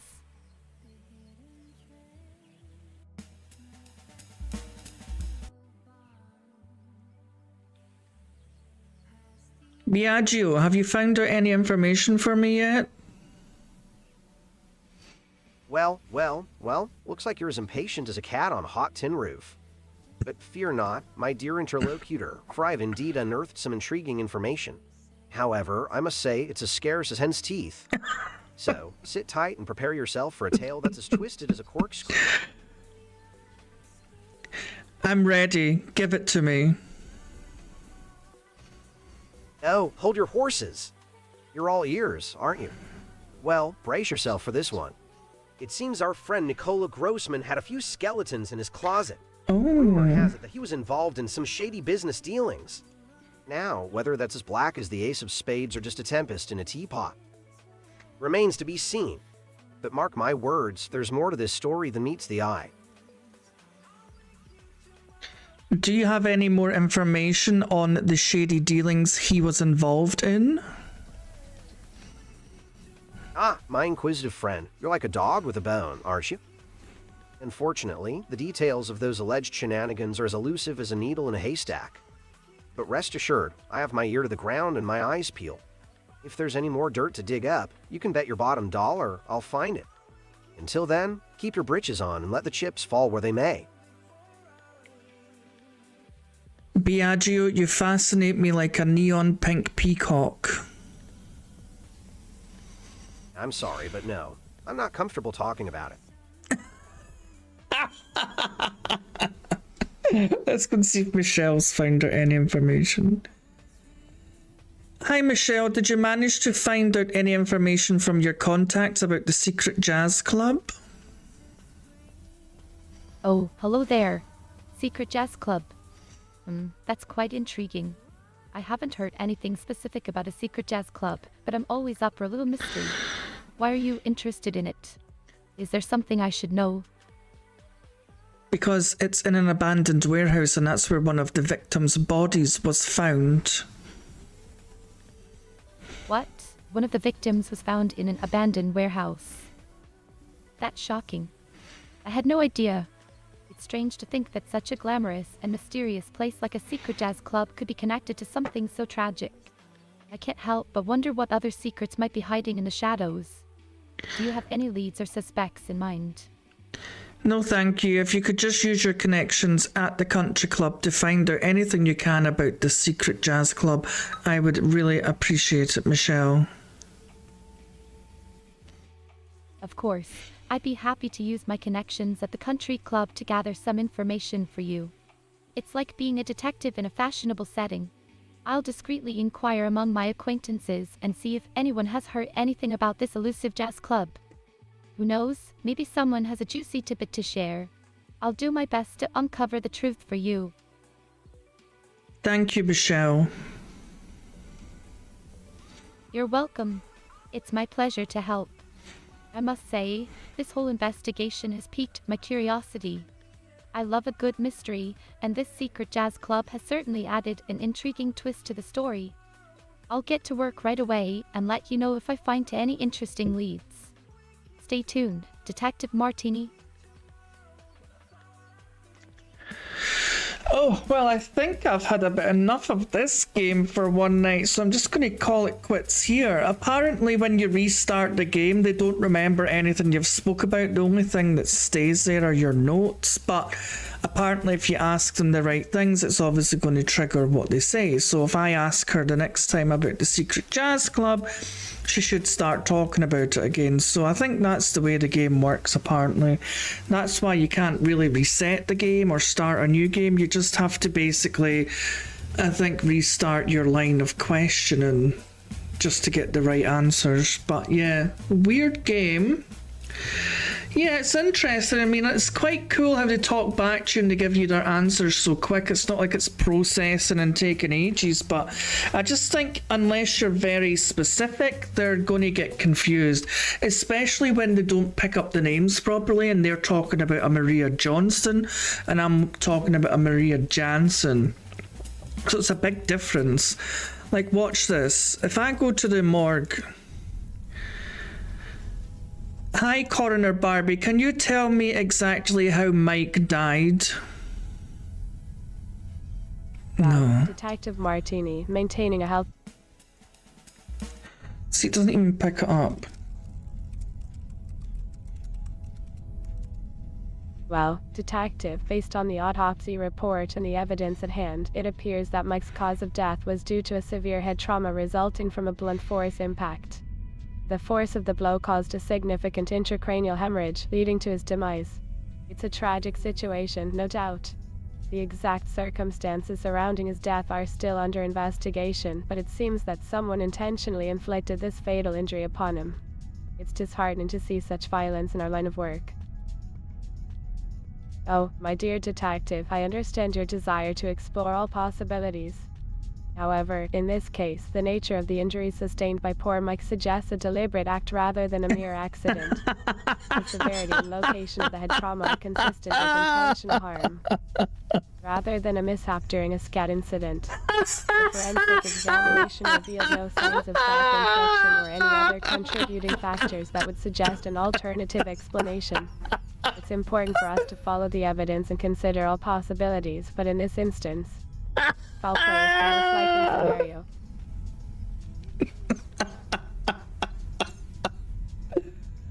And with that, I'm going to leave the stream and probably not even noticed what I've done, this silly Billy. But yes, anyway, that is Vaudeville. And we'll see if I pick it up at some other point.